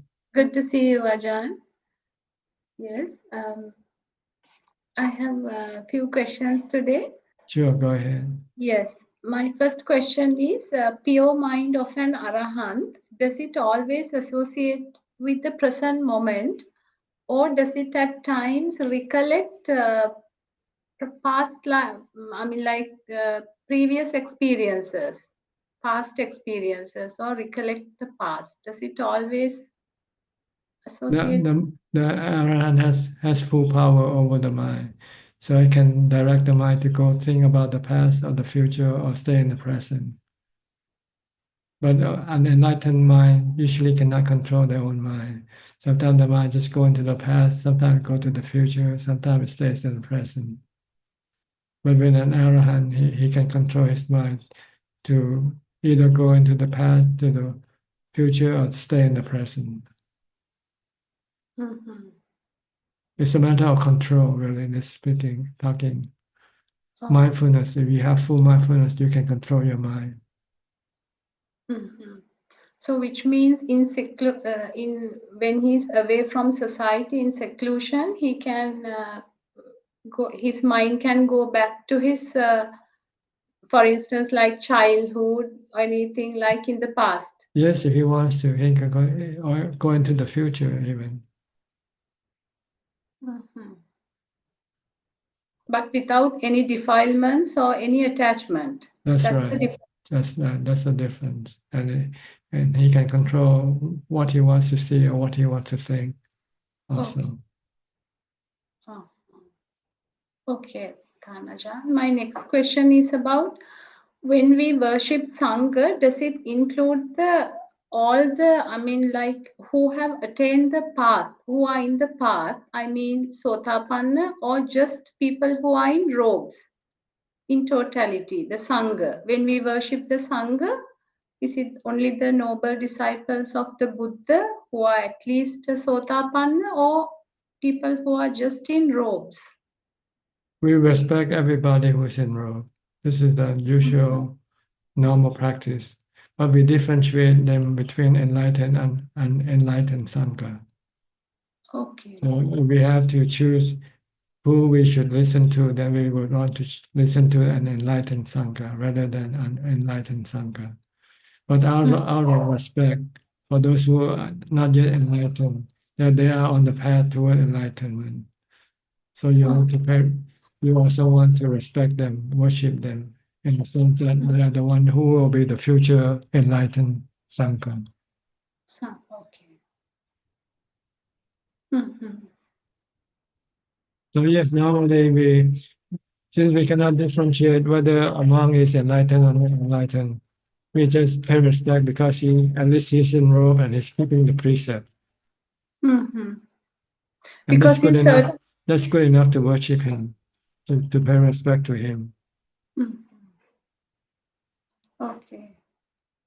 For instance, like countries like Sri Lanka, there are monks who engage in politics, and also there are government appointments as teachers for certain Buddhist monks. So even it's okay to worship anyone, right? They are paid also by the government as a teacher, but they are in the Sangha. Well, when you say worship, I mean, to me, worship means to show respect. Okay. But doesn't have to mean that you have to take them as your teacher. Okay. But when you see somebody who's in robe, you pay respect. You show respect that he's someone who aspired to something higher than you are. So you give that person the respect. But to treat them like your teacher or not, that depends on whether you have trust in that person, whether that person can teach you or not. So that's different. That's different. Okay. And also, Tanajan, as we know that Buddha has advised to associate with the wise people. So while having a lay life and also when dealing with people from lay society, how can one identify people who are truly inclined to Dhamma, who are truly practicing Dhamma? By the way they do by their action. If the action is within the bound of the 5 precepts, then they're a good person. If the action constitutes a lot of charity, helping other people, this is good person. If the action constitutes meditation and study of the Buddha's teaching, this is considered to be good person. This is how we judge people, good or bad, by their actions, according to the teaching of the Buddha. If they follow the teaching of the Buddha faithfully, then they are a good person. Okay. If they drink, if they gamble, if they, this is not good person from the view of Buddhism. Okay. If they cheat, if they lie, for instance, then this is not good. Even if they can get rich from lying or something, we don't think that this is a good person. Okay? Okay, Tanajan. I wish you a very happy New Year, Tanajan, and I wish you good health and happiness. Thank you. The Really same to great. you. Thank you very much, Tanajan. All right. Next, we'll go to Nita and Saket, still in California. When are you moving away? Good evening, Thanajan. We are flying on 15th of January. 15th. You got 2 more weeks. 2 more weeks. Okay. And back to India. Back to India. Lot of we've made a lot of arrangements already. So You have accommodation already waiting for you? yes, we'll be renting an apartment close to Saket's parents' home. Okay. Good. You have to try it. If it doesn't work, then you can always come back, right? Or you don't plan to come back at all? One-way ticket? So far, we are thinking it's a one-way ticket, and we will go deep into meditation, and we will not have to come back to Okay. But material world. what you imagine and reality can be different also. So make some room for that, so that you don't become too disappointed when it doesn't work out. We don't know until we try it, right? True. Okay. So any question tonight from you?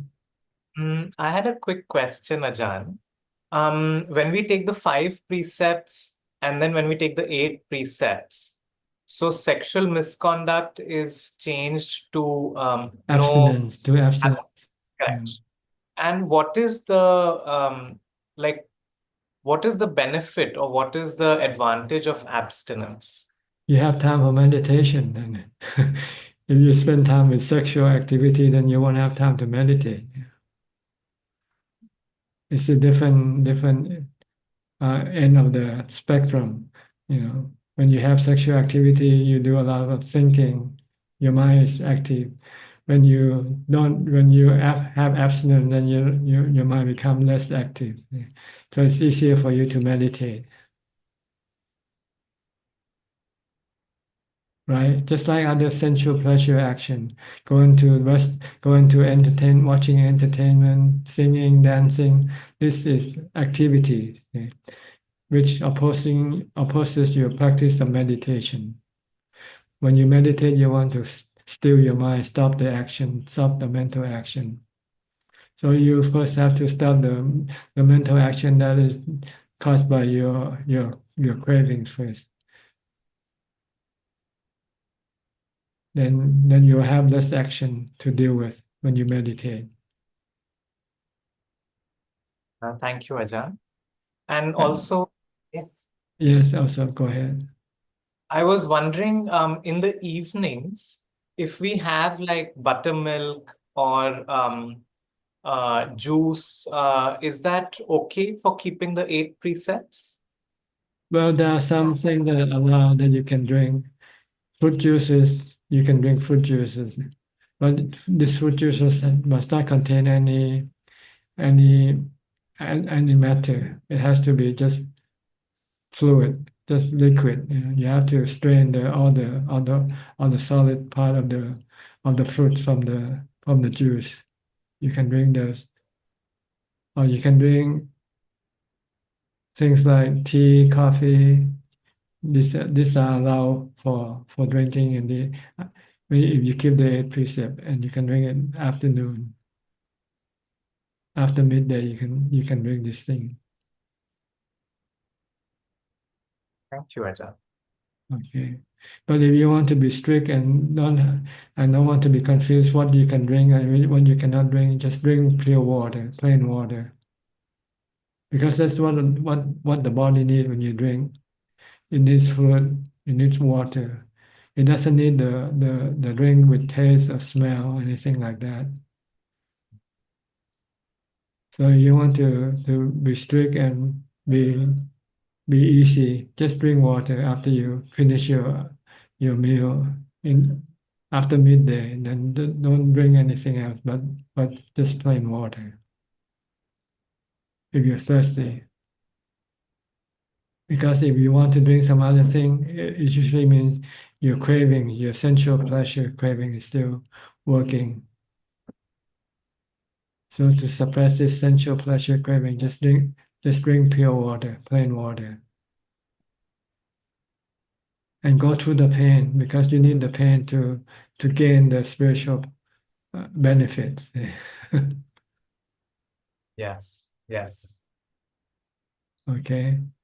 Or else you'll be stuck with this, with drinking this and drinking that, and you become attached to it. And it's still part of your sensual pleasure craving. So when you meditate, when you practice, you want to give up your craving for sensual pleasure altogether.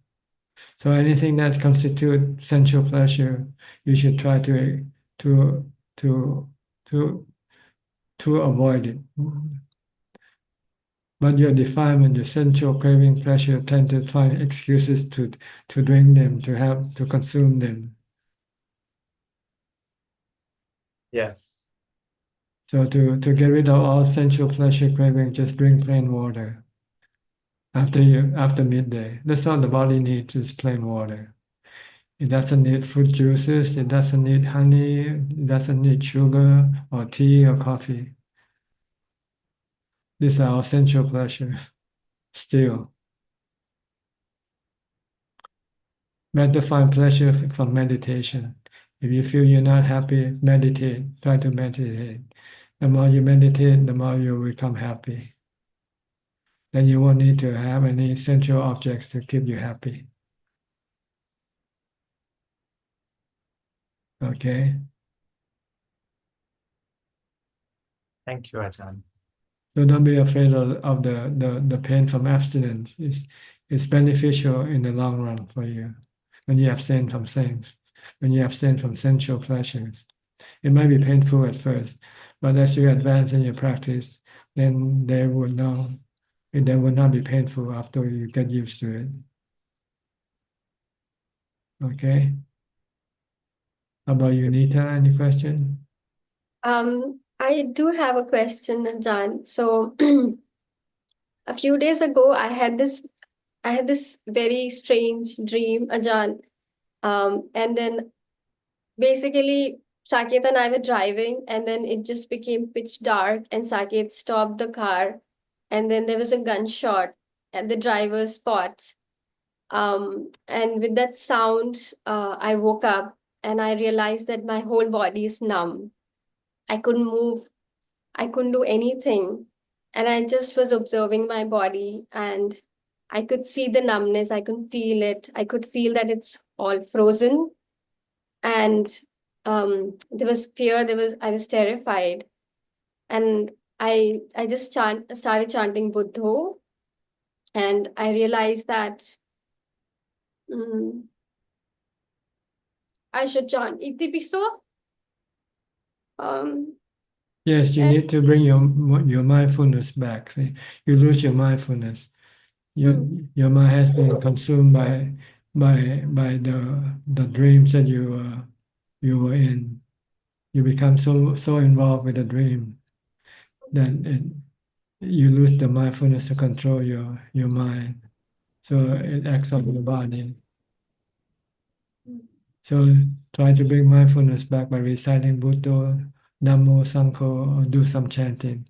After a while, then the mindfulness will be back, and then everything will be back normal again. yes, I did observe that after some time, it became normal, and I could move. Yes. Then I was thinking maybe I'm not still ready for, like we keep chanting, Piyehi Sampayogo Dukkho. We will lose our loved ones, but I kept thinking maybe I'm not ready for it. And I was like, how can I be ready for it? You have to practice more mindfulness and meditation. The calmer your mind becomes, and the easier for you to let go. Your defilement is still too strong for you to stop them, because your mindfulness is not strong enough yet. So you have to practice more mindfulness and more meditation until you can still the mind and stop the mind completely. Once you can do that, then you will not have any feeling of aversion for having to lose someone you love. When you have full equanimity, then you just remain still and say, what can you do?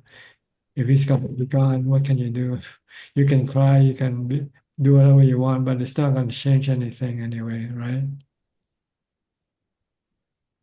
So the best way is to protect your mind from suffering by keeping the mind still, by accepting the reality, the truth of life, that we are all here temporarily. One day we all will have to go our separate ways.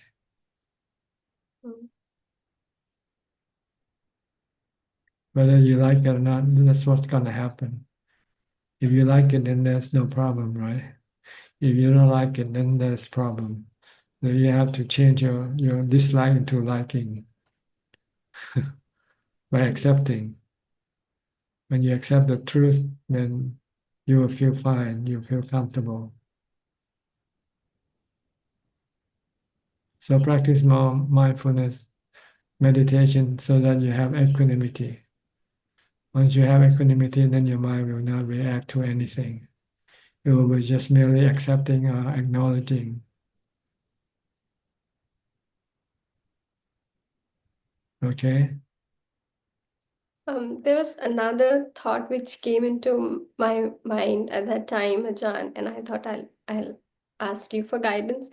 It's like, so there was this aversion towards the person who did the gunshot also, and then I remembered the simile of the saw by Buddha, in which he says that even if somebody is cutting your limbs, and if you have the slightest aversion towards that person, then you've not understood my teaching.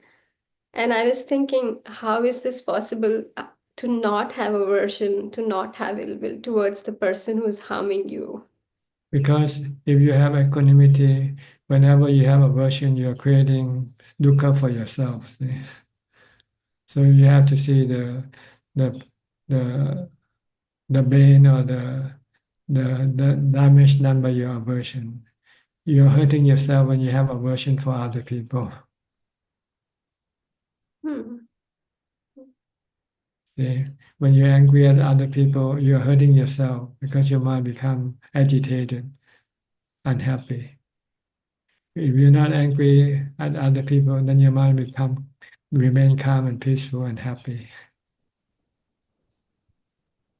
So you have to look at whatever you do, it affects yourself more than affecting other people. It hurts you more than hurting other people.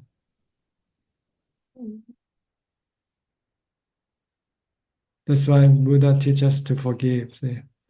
If we forgive, then we can stop the aversion or the anger. And then the pain from anger or the aversion will not appear in our mind.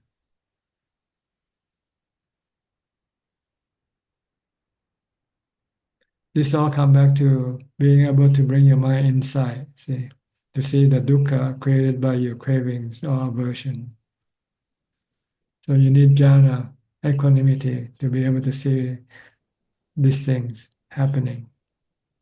When you have equanimity, it's like a quiet pool, no ripples, pool of water.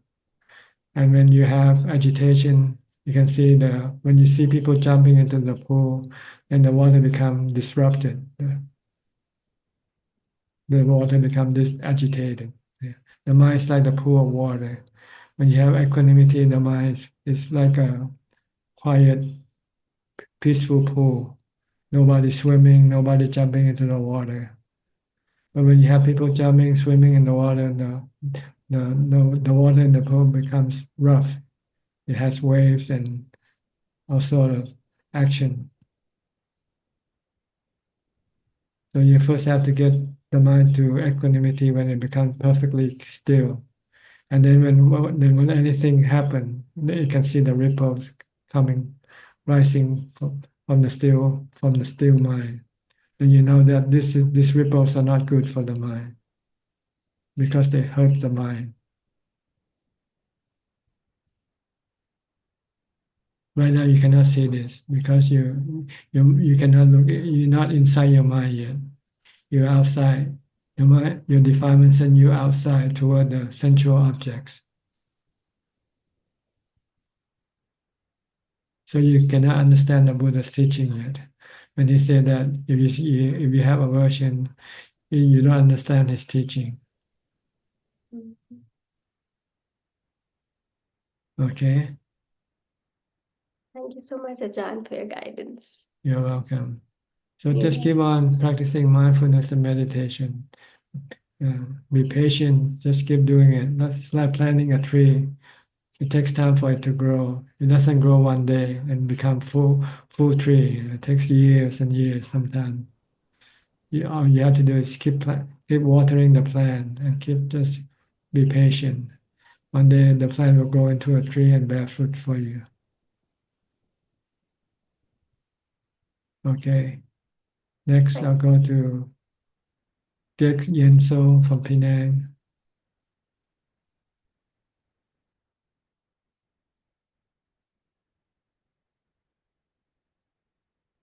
Ajaan, wish Ajaan Happy New Year and stay healthy. Yeah. Thank you. You're welcome. Okay. How about Christine Koe? Christine Koe. Good evening, Ajaan. Happy to see you again. I come in to pay respect to you only.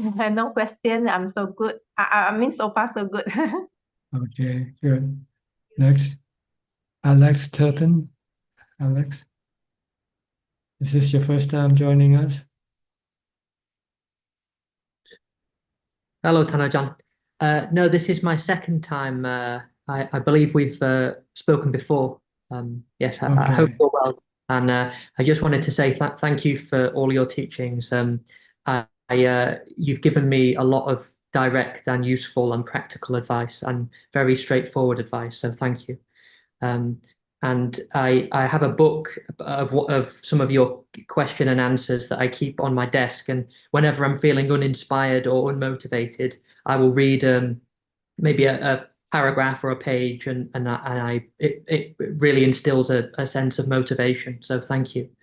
One of the things that I found particularly helpful is that you recommended, I believe you recommended as an alternative to Buddha to do Namo Tassa Bhagavato Arahato Samma Sambuddhassa. And I've done that, and I find it very useful. And I find that when I'm practicing mindfulness, if I do Buddha, I tend to get bored or distracted quite easily, but I like the variety of doing the Namo Tassa and so on. I find that to be much more beneficial. But I'm still finding it very, very difficult to be mindful. I've been having a lot of ill will towards a particular person recently who's been behaving very unskillfully in a number of different ways. And it feels that whenever I try mindfulness by doing chanting or by doing Namo Tassa and so on, it just feels like self-torture almost. It feels very, very painful, and that person keeps coming up and coming up. And I don't know what to do about that, whether it's just a case of persisting, or I've tried a number of different things to try and I've tried focusing on this person's positive qualities. I've tried generating metta towards them. But it doesn't seem to be doing much, and I'm really struggling with that. And I know it's my own mind, it's my own reactions to my own perceptions of this person, but I don't feel I don't have the tools currently to be. It feels like I don't have the tools to be able to overcome this ill will. So if Tanajan has any advice, that would be most grateful. Thank you. Well, your ill will comes from your desire for that person to be in a certain way toward you. When that person doesn't act according to your desire, you become angry at that person. Mm-hmm. So you have to look at, you cannot force that person to be the way you want that person to be. See? You have to look at that person like you're looking at the weather. Can you force the weather to be according to what you want? You want it to be sunshine all day, no rain today. You cannot do that, right? So people are like this. People they are like the weather. They are not under your control. So you just have to accept them for what they are. If they want to be bad to you, let them be bad to you. If you can accept this, then you will have no desire for them to be good to you. When you don't have this desire for them to be good to you, when they're bad to you, you don't feel bad toward them. You don't have any ill will. You can take them as they are, whatever they are. If they want to be bad to you, that's fine. If they want to be good to you, that's also fine. But you cannot force them to be good to you or expect them to be good to you. When you expect and when you don't get what you expect, you can become angry or sad. Sometimes the Buddha said everything is anatta. People are anatta. They're like the weather. Sometimes they can be good. Sometimes they can be bad. It's strange because there are people who have treated me far worse than this person, who've been outright abusive, and it hasn't bothered me in the same way. It hasn't bothered me nearly in the same way. I think it's passive aggression and indirect and just rude tone that bothers me a lot. And sometimes it feels that it almost bypasses my thoughts and goes straight to the emotion, and it's the emotional state in my head that I find, and it's the tension that I find most unpleasant. It's not actually the person, I don't think. It's the feelings that they elicit in my own mind. That's right. It's something maybe it come from the past. It's been embedded in your mind. When you come across something like this, you will have this type of reaction toward that. So you just have to tell yourself that the only way you can do it is just to accept them for what they are. Okay. All right. Sure. Do we finish soon? No, you have anything else to say? Go ahead. I see. I just don't want to take up too much time. That's all, because yeah. That's all right. That's all right. So I just wanted to say I've been thinking about charity also, and I've been thinking about the best. I find I find the Buddha's teachings on charity to be very direct and very clear and very motivating, especially when he talks about the different factors that influence the merit that will result. So, for example, the intentions of the person before they give a gift, and the spiritual quality of the person they're giving it to. So a virtuous person would give more merit than giving to an unvirtuous person, and so on. And I find that very specific. So I'm very motivated to do charity work, and I do work for a charity. So the question I have in my mind is not, should I do charity or should I not do charity? The question I have in my mind is, how should I spend what little time I have each day? How much of that time should I allocate to helping other people? How much of that time should I spend on meditation? How much of that time should I spend on mindfulness, and so on? Because one only has so many hours in the day. And it seems to me that some of these things tend to be in conflict with each other, because one only has so much time. So that's my first question on charity. My second question on charity is that we live in a world now where we can, with the click of a button, go on various charities' websites and just donate money. Okay. And so, for example, I could spend some time helping an individual as best I can by giving them money and food and support and so on. Or I could spend that same amount of time and money donating to a charity that helps many, many more people, maybe 100 people or 1,000 people.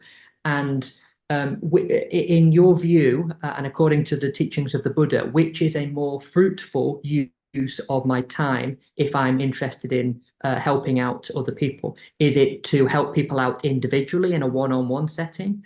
Or is it to, for example, go on my computer and spend that same amount of time and money helping lots of people who I don't have direct contact with? Thank you.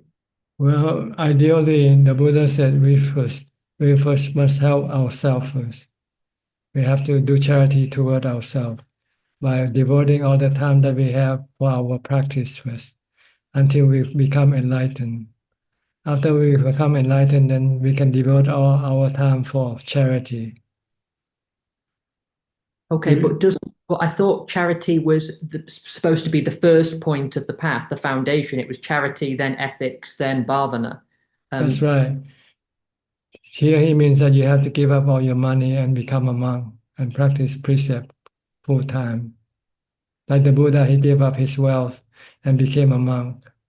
So he can keep the precept and practice meditation until he became enlightened.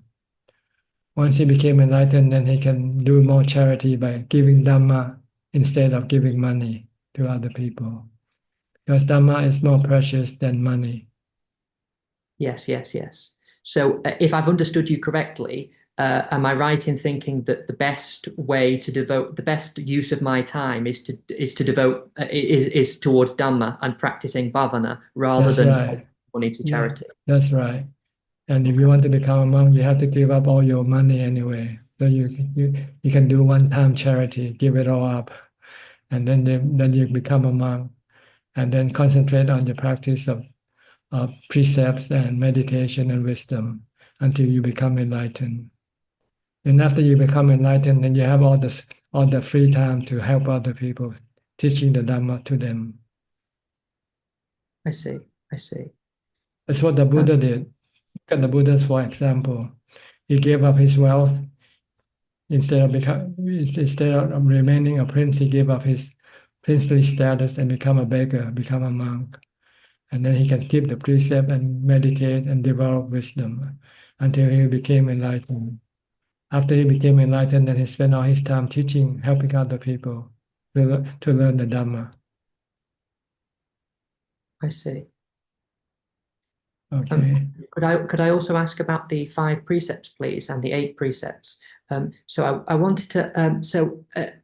I've heard that one should never violate any of the 5 precepts under any circumstances, even if it meant dying.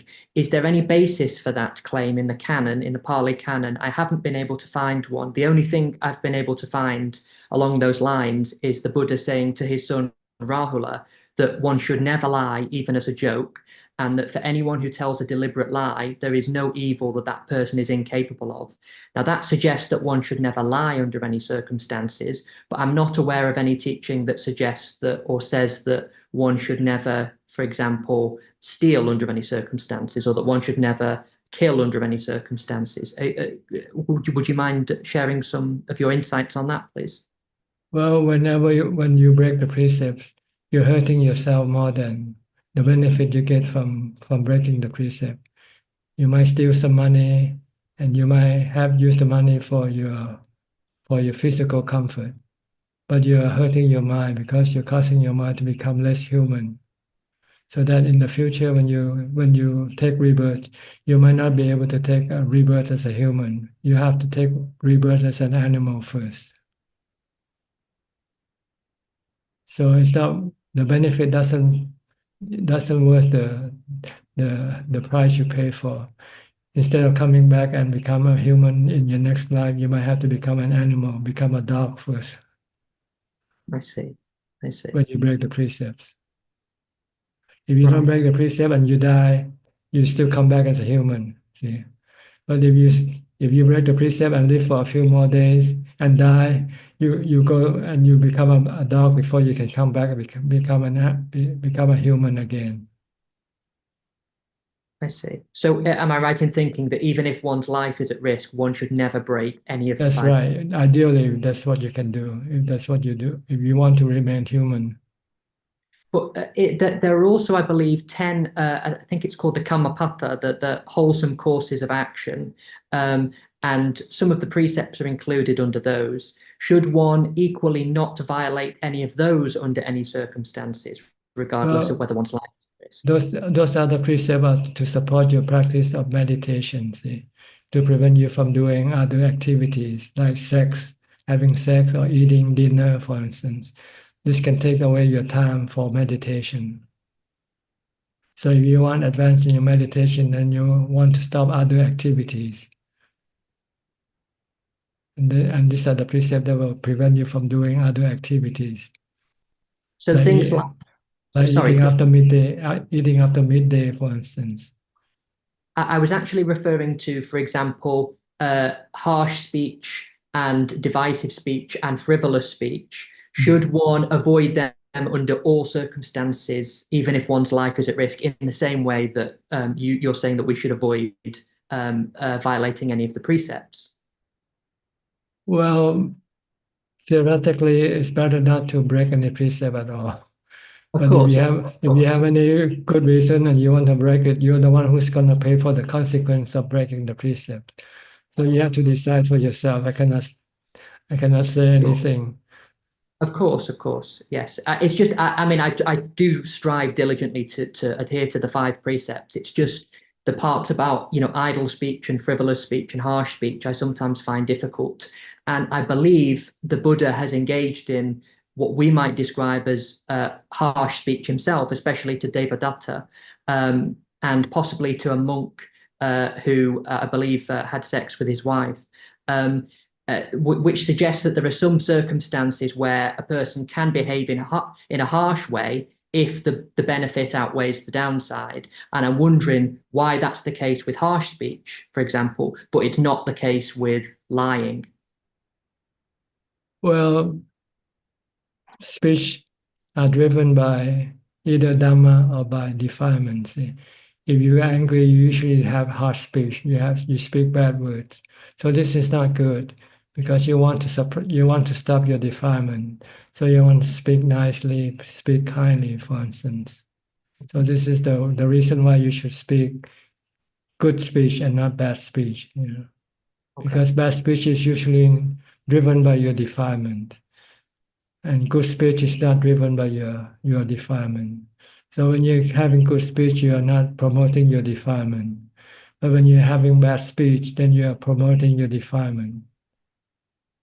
which is the opposite of your goal. Your goal is to get rid of your defilement. But could a person speak in a harsh way if it was beneficial and if it wasn't motivated by ill will? Like the Buddha, sometimes he scolds at the monk for doing something wrong. Mm-hmm.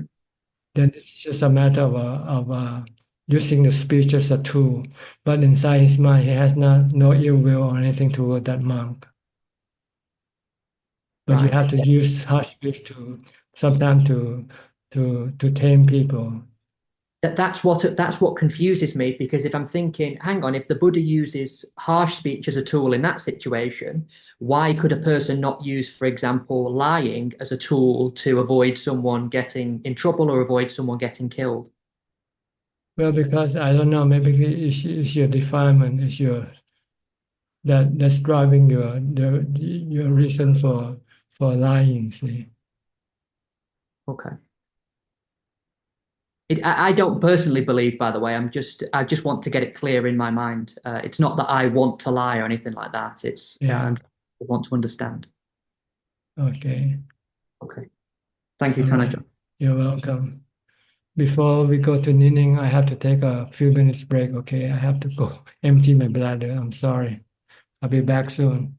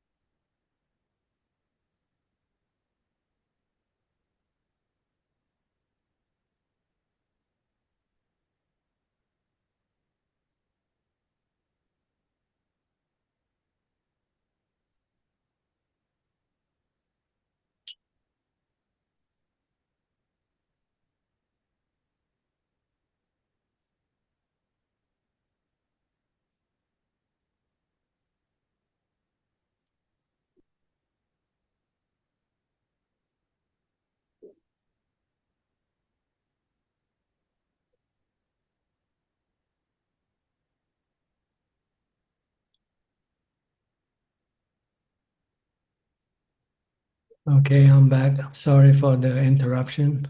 Yeah, We'll continue with our conversation with Nining. Go ahead, Nining. Ajahn, Ajahn, today I'm very happy. Ajahn, the more I practice, the more I energize, more powerful. before I practice consistently and persistently, I get used to swimming. Now I prefer walking meditation to exercise. Can Achan suggest what else that I can do with my energy to improve my practice? I do charity, morality, and meditation consistently and persistently. In worldly path, if I do swimming, I can improve my metabolism, I can improve my health. But now I don't need swimming anymore. I become more healthy with this spiritual path. So I'm very happy. Like 2 days ago, in the early morning, after doing the sitting meditation, I become so energized and powerful, and uh, I'm not sleepy. And then I continue with walking meditation in my room, and then I said that it's enough. I have to go to sleep now. But at that time, actually, I still very overly happy and overly powerful and energized like that, Ajahn. If you want to use your energy, do walking meditation. Do for many hours. It's good for your body also, and it's good for your mind at the same time. Walking meditation. Try see how many hours can you walk. Oh, in the healthy reference, we have the maximum limit for walking. But in the Buddhism, is it any reference that I can walk until how long? Walk until you feel that you're hurting your body, then you should stop. Oh, I see. Because now I become so powerful, like joining this Zoom after listening to Philip that he said that he chose die over breaking the precept. I become happy and also more energized like that. Yes, I heard some teacher teaches their student to walk for 4 or 5 hours at a time. Oh, See I if you can never. do that. Yeah, I will try because lately I think that maybe tomorrow I should not eat for 3 days. Maybe I want to make my body weak, and I want to watch is I can still be mindful with that condition or not. Is it wise if I don't eat for 3 days to absorb my energy? No, I don't think that's the way to get rid of your energy by not eating. But if you can try it, if it works for you, that's okay. But I think by walking will lessen your energy. The longer you walk, then the less energy you will have. Eventually, you won't have any energy to walk. Then you stop. Yeah, I will try that because Yeah. after sitting meditation, I become so powerful that I feel that I can do anything Okay, like try it. It might yeah. just be just imaginary, not real. After you walk for 1 hour, you might feel already tired and lose all your energy. 1 hour. I get used to walk for 1 hour. Okay, try 2 hours. See how it turns out. Okay, I will try. Ajahn, thank you for the suggestion. Thank you, Ajahn. Okay. Is that Happy all? New Year. Happy Yeah, New Happy New Year. Year, Okay, Ajahn. thank you. Yeah, thank you. Okay, go to Yeah. Dubai. Aparachita. Good evening, Prajan. Yes, how are you? I'm very well. I just wanted to thank you for all your teaching sessions for 2024, and just wanted to wish you Happy New Year for 2025. Thank you. And the same to you. Thank you. Anything else? No, nothing. Just Okay. yes, Just keep on practicing, okay? of course. That's my All right. intention. Yes. Good. Thank Okay, you. you're welcome. Next, Alvin from Malaysia.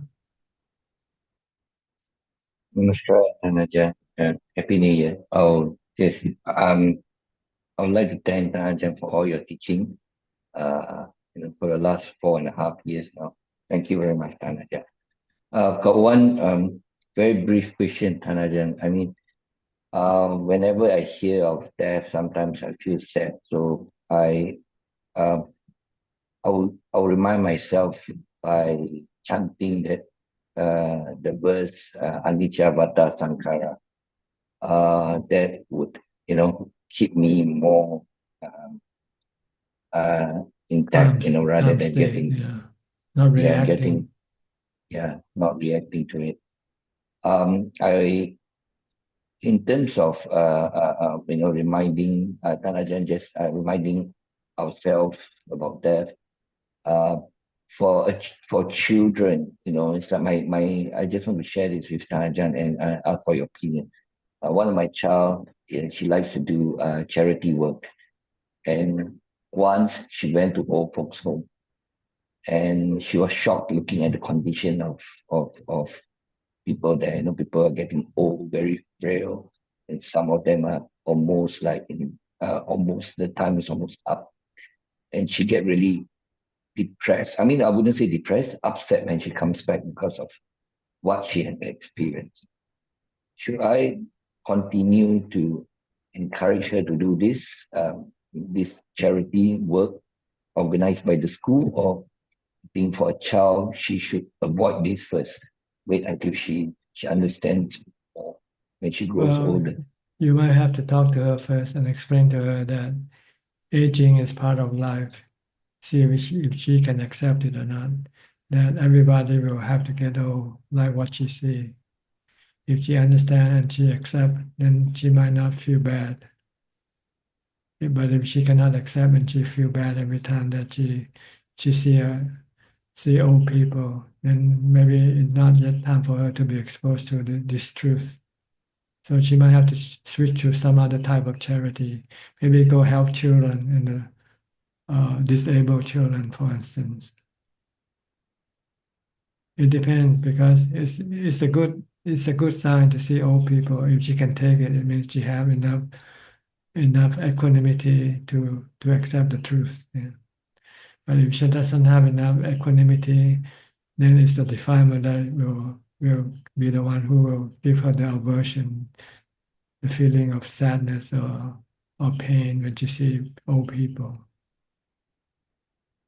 So it depends on her state of mind, whether she's strong enough to see this truth or not. If she's not yet strong enough, then maybe you should avoid her from going to see this thing first. Maybe when she grow up older, later on, and she see a lot of people that she know become old, then maybe her mind then may be able to accept the truth. Maybe like packaging food for the homeless and things like this. Yeah, they got other activities as well. That's right. Don't give up the work of charity, but maybe change the type of work, the charity work. Instead of going to old age people home, then you do some other type of charity.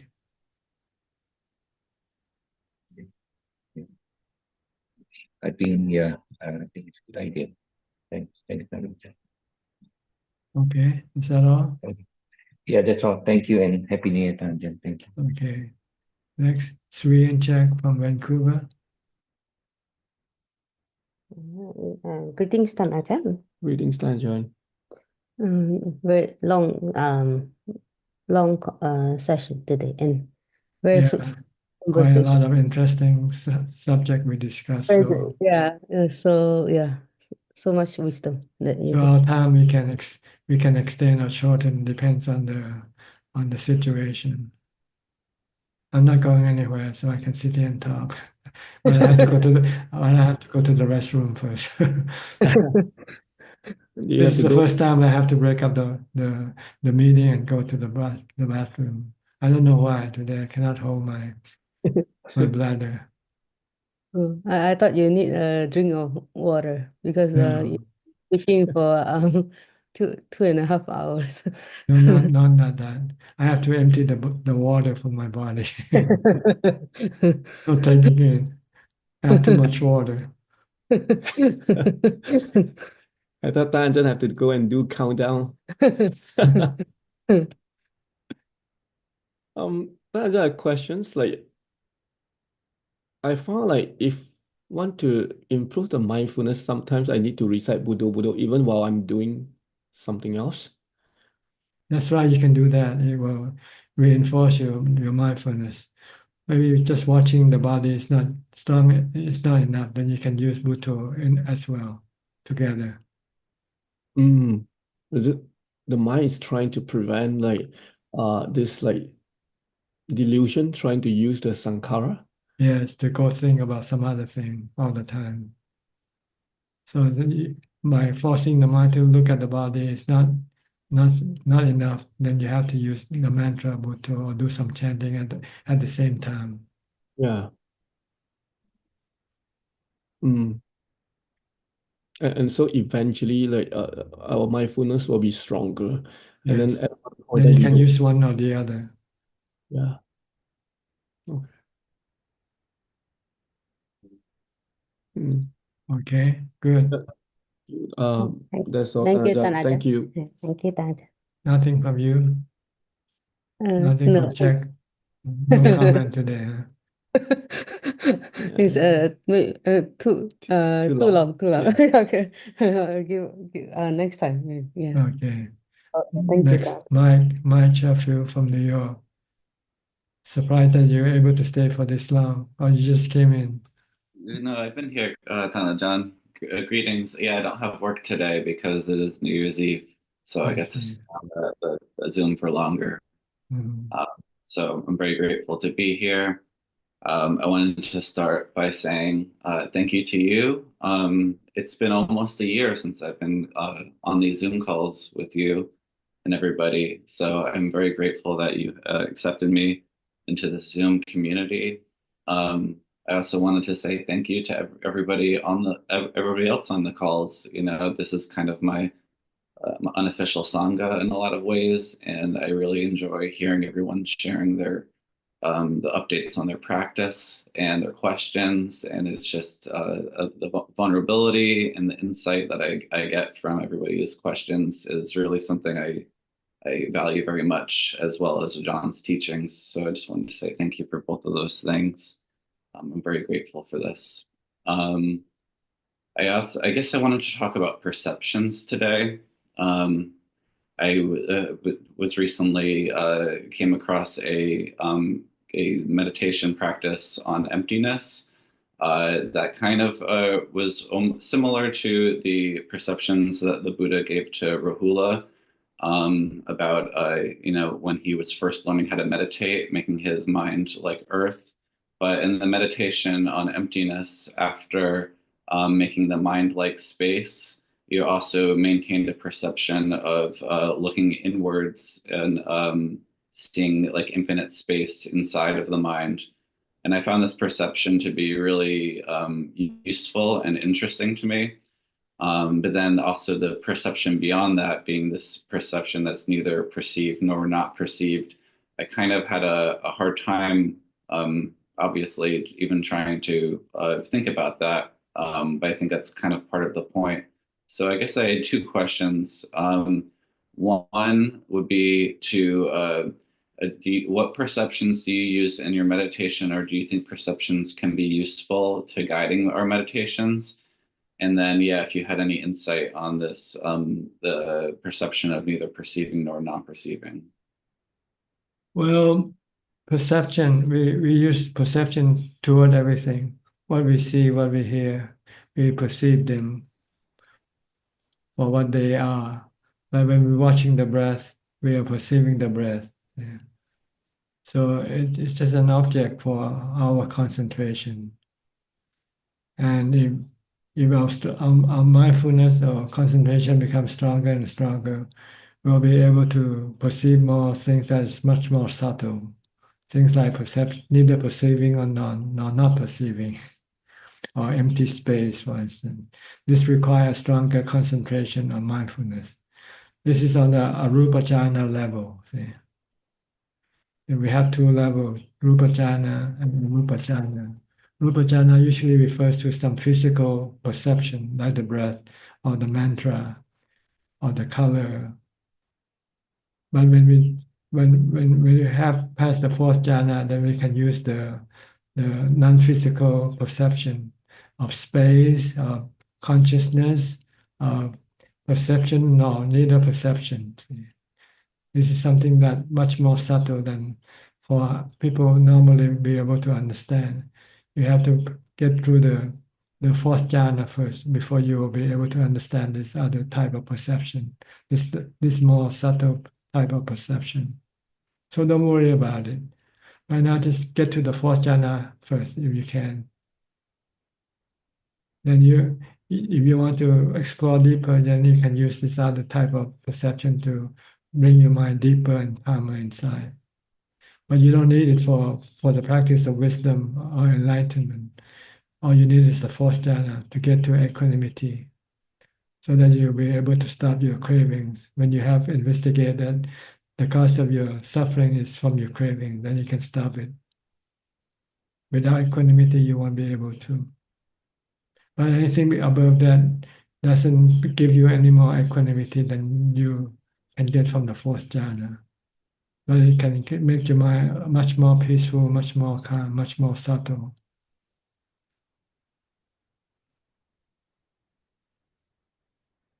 So usually in the right concentration or samma samadhi, I think the Buddha only talk about the fourth jhana, develop up to the fourth jhana. But maybe with some people with special gift who are able to perceive something much more subtle than the fourth jhana, then he might teach them to perceive empty space or consciousness or perception or neither perception, for instance. If you read the quality of the arupa jhana, this is what they contain. Your perception of this consciousness of empty space. Okay. So you don't need to worry about them. But if you can use them to make your mind calm, that's okay also. You can use them as your meditation object. They do help me to feel like I can let go of certain. If you can imagine your mind in empty space and not and be able to stay there empty and not being disturbed by anything, then that's okay also. The goal is to make the mind calm, peaceful, and have equanimity. Equanimity is what we want from our meditation practice, so that we can stop the craving. Without equanimity, we won't have the strength to stop the cravings.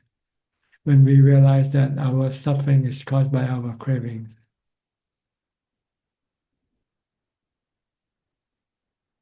Okay, anything else?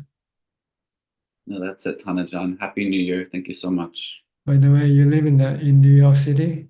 In New York City. Do you go to Times Square tonight? No, I stay No, far you away don't from go.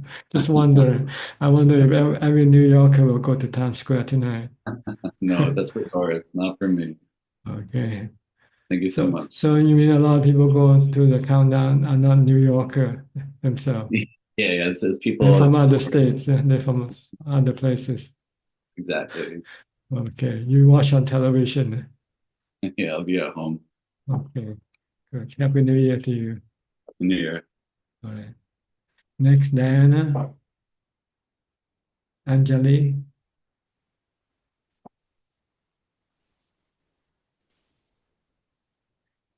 Unmute your microphone. Not yet. Not yet. Okay, now it's unmuted now. No, Budaya Ajaan Suchart. How are you today? Happy? Always happy to. This is my chance to just have a sitting and listen to Dhamma. Somehow I find that in real time, it always feels stronger than a recording somehow. Although I really like recordings too. Yes. Yes. What can I do for you tonight or today? Yes. I keep working on my mindfulness. I think my mind has dropped its resistance to it. Just and I think that will be helpful. I was able to make some space for practice, hopefully in this coming year, and pull away from some activities which felt and I thought I had to do. Yes. I think in the summer when I started joining your sessions, I was feeling very torn about still engaging in social activity and extra social activities for my daughter as a parent. Although they're not like extra social for us, they're just like social activities that the children would do through the school. And now this month, I've come to realization that what I thought she would miss if she wasn't participating was just my thinking. There wasn't much missing in it. So that's a big progress. Because, nobody has the answer for that, right?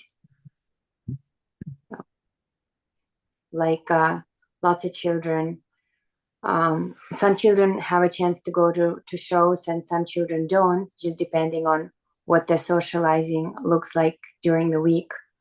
If they get a lot of it from school or other activities.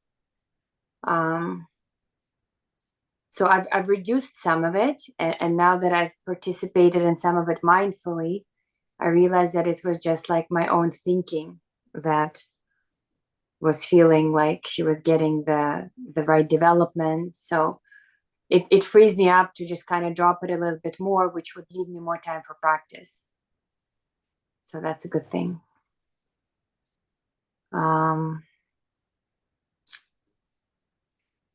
I really enjoyed the discussions today. If you could share more about this, somebody was asking about Dana and how the idea is to give charity to yourself first in your own practice and in following the precepts more, like letting go of dinner. I feel I'm getting some benefits from that.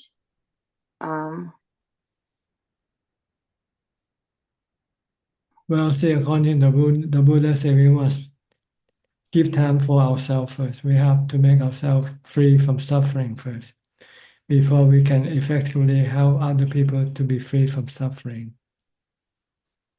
So the real charity is to help people, to make people free from suffering.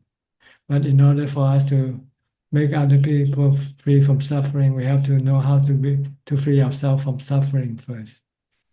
So we have to devote all our time for ourselves first, to get ourselves free from suffering. Once we are free from suffering, then we will have all the time left to help other people to free themselves from suffering.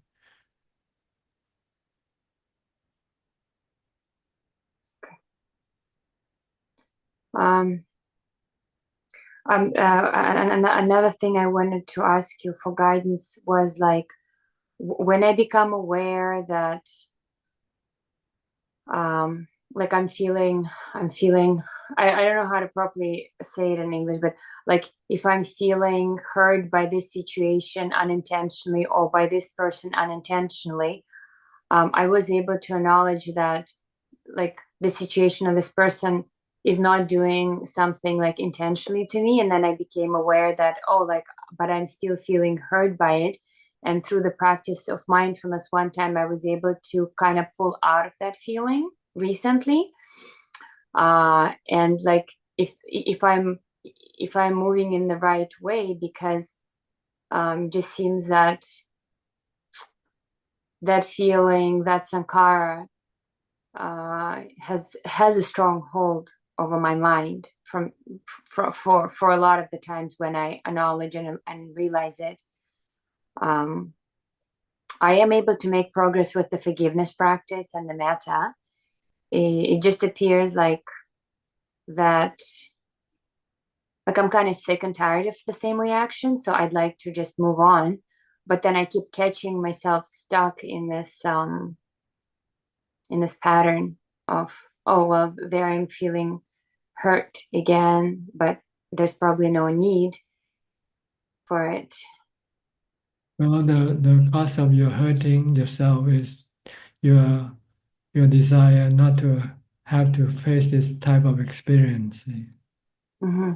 So, but you have to look at, you cannot choose the experience you want to face or to have. Mm-hmm. They are like the weather.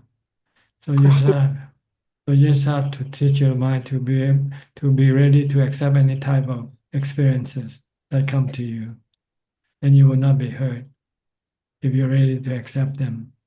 Like you're ready to accept the snow that is coming to you.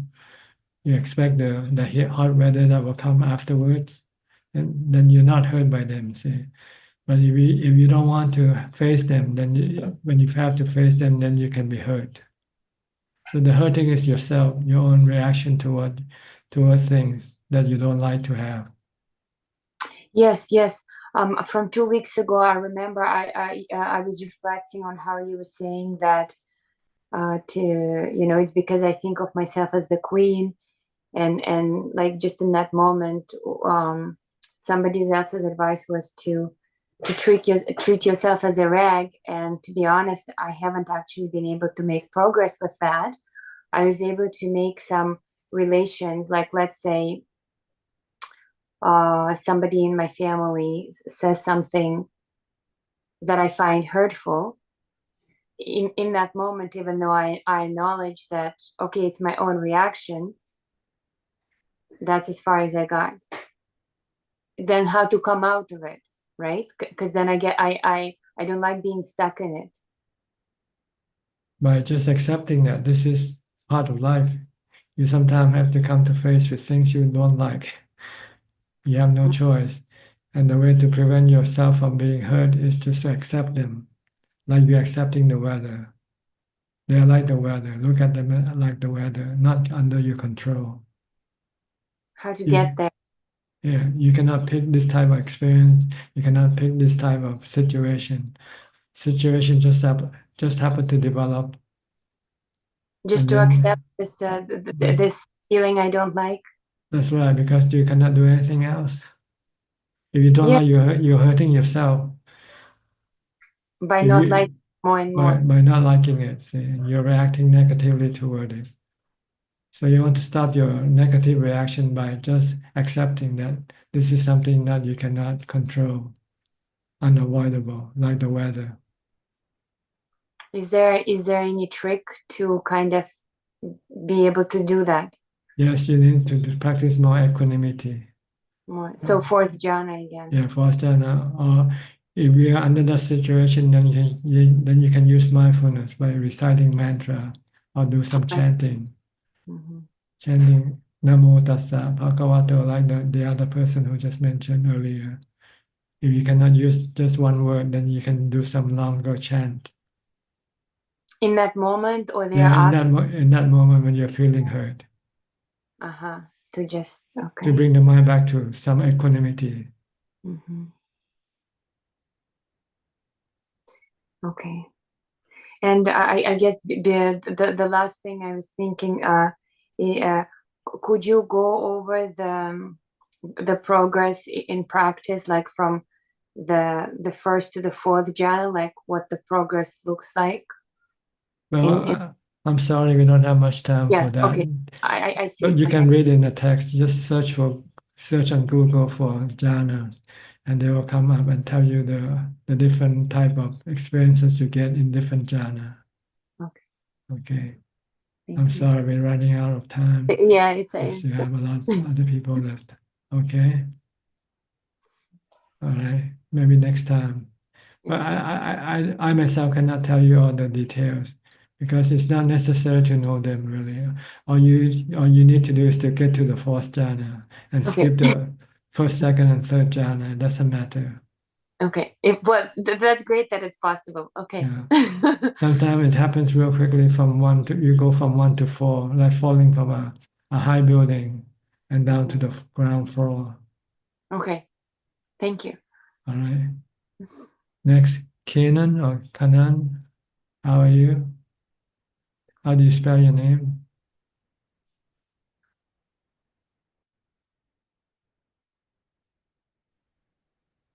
Yes, go ahead. Hello, Ajaan. Can you hear me? Yes. How do you spell it? How do you Hi. pronounce your name? It's Canon. Cannon. Yes. Like cannonball. Okay. Yeah. Okay. What can I do for you? Yeah. This is my first time joining Zoom Live, so I just want to ask a question. I'm just starting to practicing meditation, and I'm trying to be more mindful throughout the day. And I've been like practicing like for 30 minutes, and I find that after 30 minutes, my body starts to, you know, getting agitated. So how do I kind of like, What do you do when you meditate? Do you watch your breath or do you use a mantra? I chant Bhutto, Bhutto. So, Okay, did you stop chanting after that when your body yes, starts to then feel? right. So I start watching my breath, but then I like my mind would not let me, stay like my body wouldn't stay still Then you because I have to guess do my more. You have to do more chanting. yes. It means you don't have enough mindfulness to control your mind and your body. So you have to generate more mindfulness by chanting or reciting the mantra. Because just watching the breath itself is not enough. It's not enough mindfulness to stop the mind from agitating. So you have to use the mantra or some chanting. Keep chanting until the mind becomes still or the body becomes still. Don't stop chanting. Oh, gotcha. So how if my body does like my body feel like it wants to move, like my mind can go longer, I guess, to in meditation, but my body does not allow me to do that. Ignore So the how can body. Ignore the body. Just concentrate on your chanting. okay.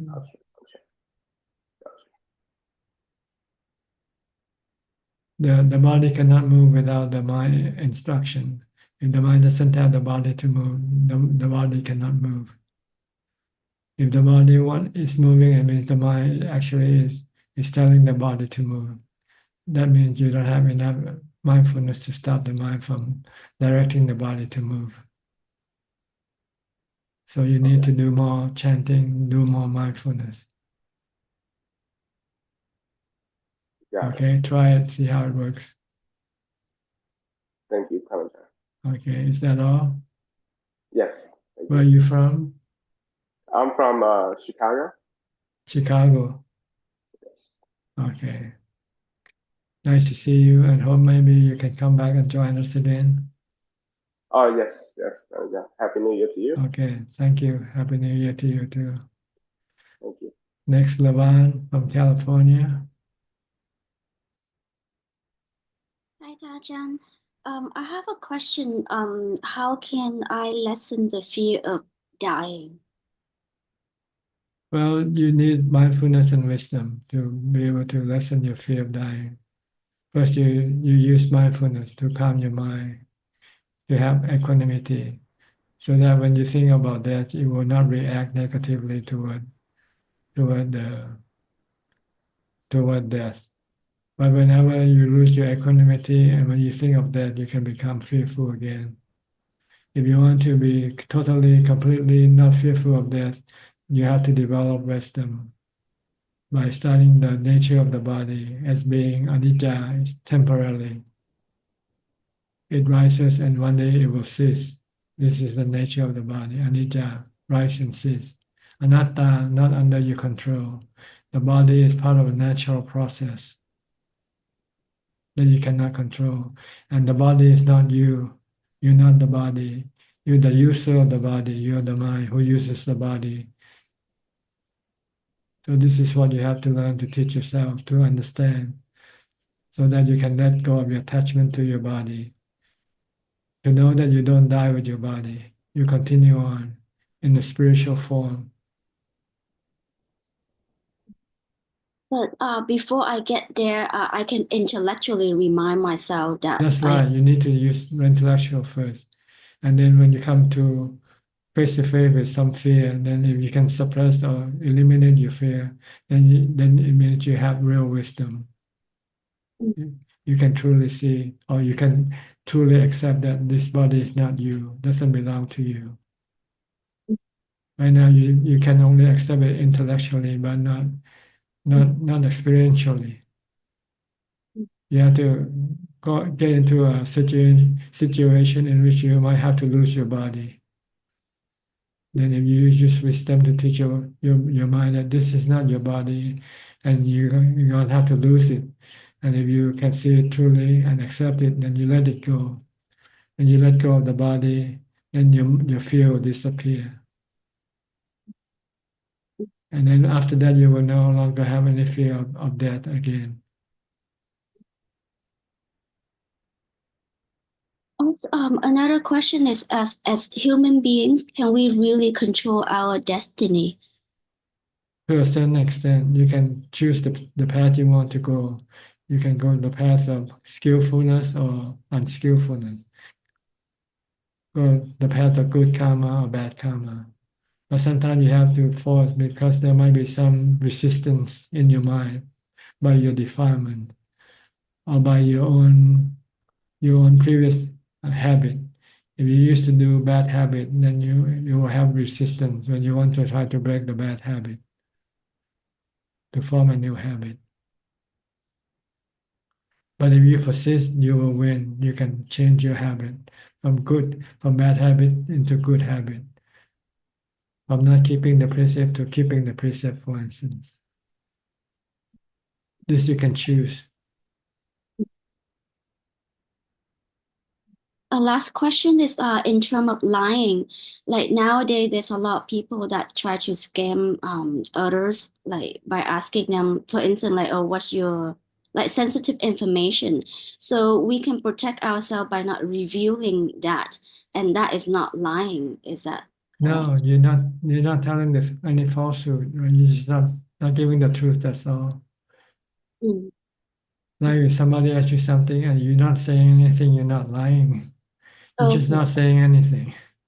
Because I'm thinking we can protect ourselves, but we're not disclosing it. It's okay. That's right. It's like not saying anything. When somebody asks, "What's your name?" you just smile. Okay. Thank you, Ajaan. Thank you for your. Okay, you're welcome. Happy New Year. Thank you. Okay, Gary from Singapore.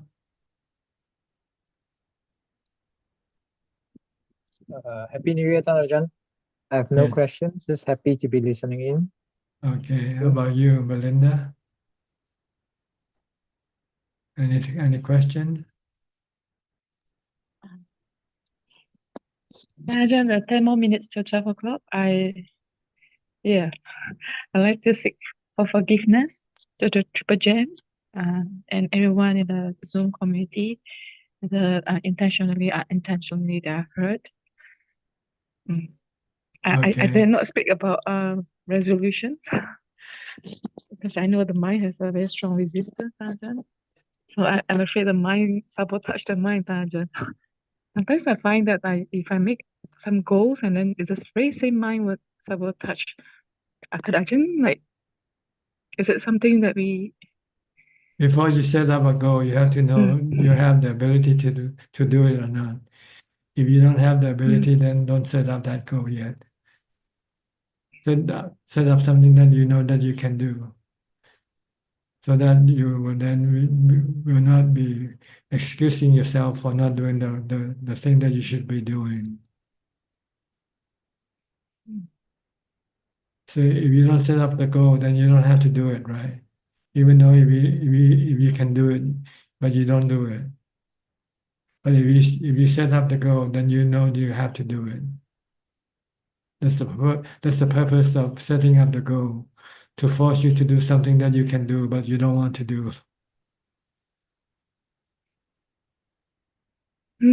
It's the same mind, Ajahn. Like it's the same mind wanting to do it. It's the same mind that would resist, and then Well, Yes, it's the same thing that is like swelling.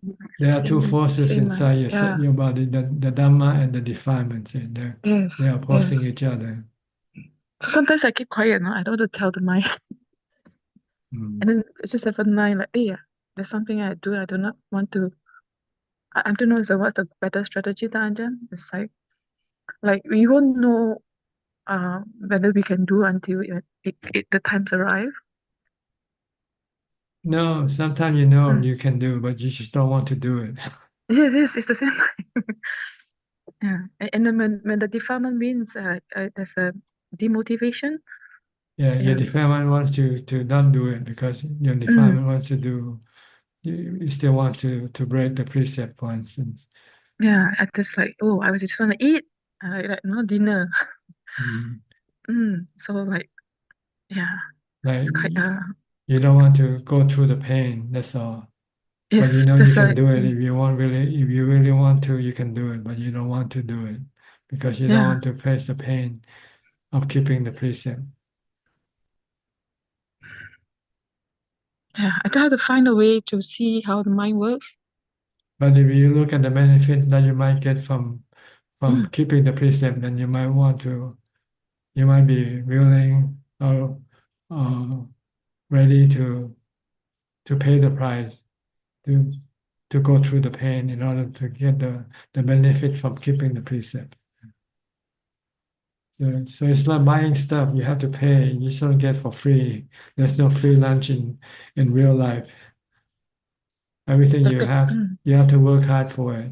Every good thing you need working hard for it. It don't come easily.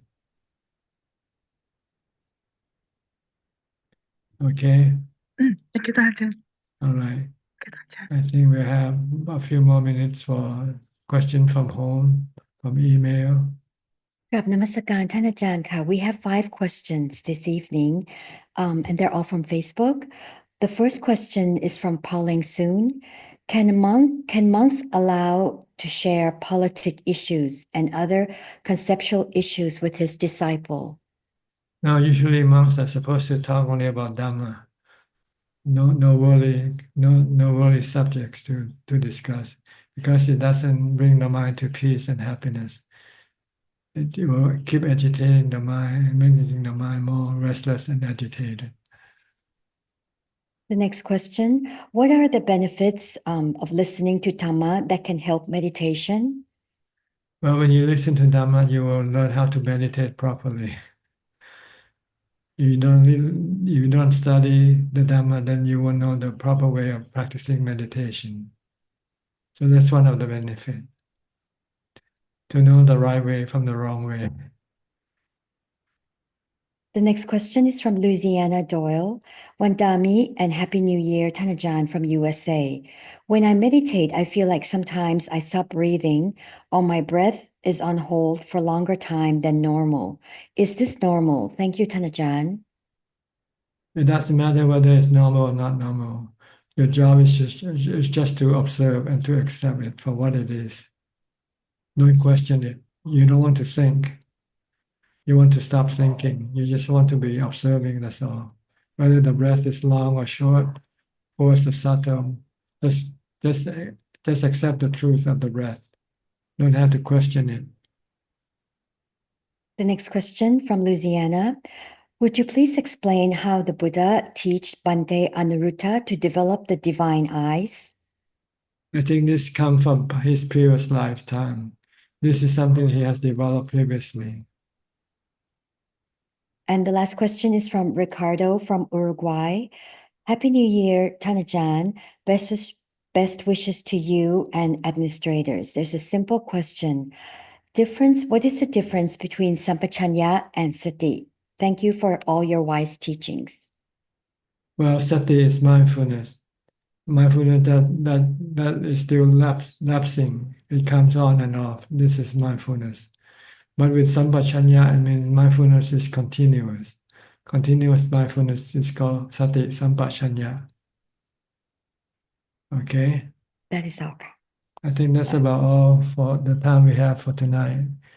Thank you for your participation, your company. I hope this meeting is beneficial for you and can help you advance in your practice. In the meantime, please stay safe, be mindful, and keep on practicing. And if all goes well, I'll see you all at the same time next week. Thank you and Happy New Year. Thank you. Happy New Year. Ajaan. Happy New Year, everyone. Happy New Year. Admin, Happy thank New Year, you. everyone. Ajaan. Thank you. Happy Thank you to New Year. Thank you. Bye. Bye.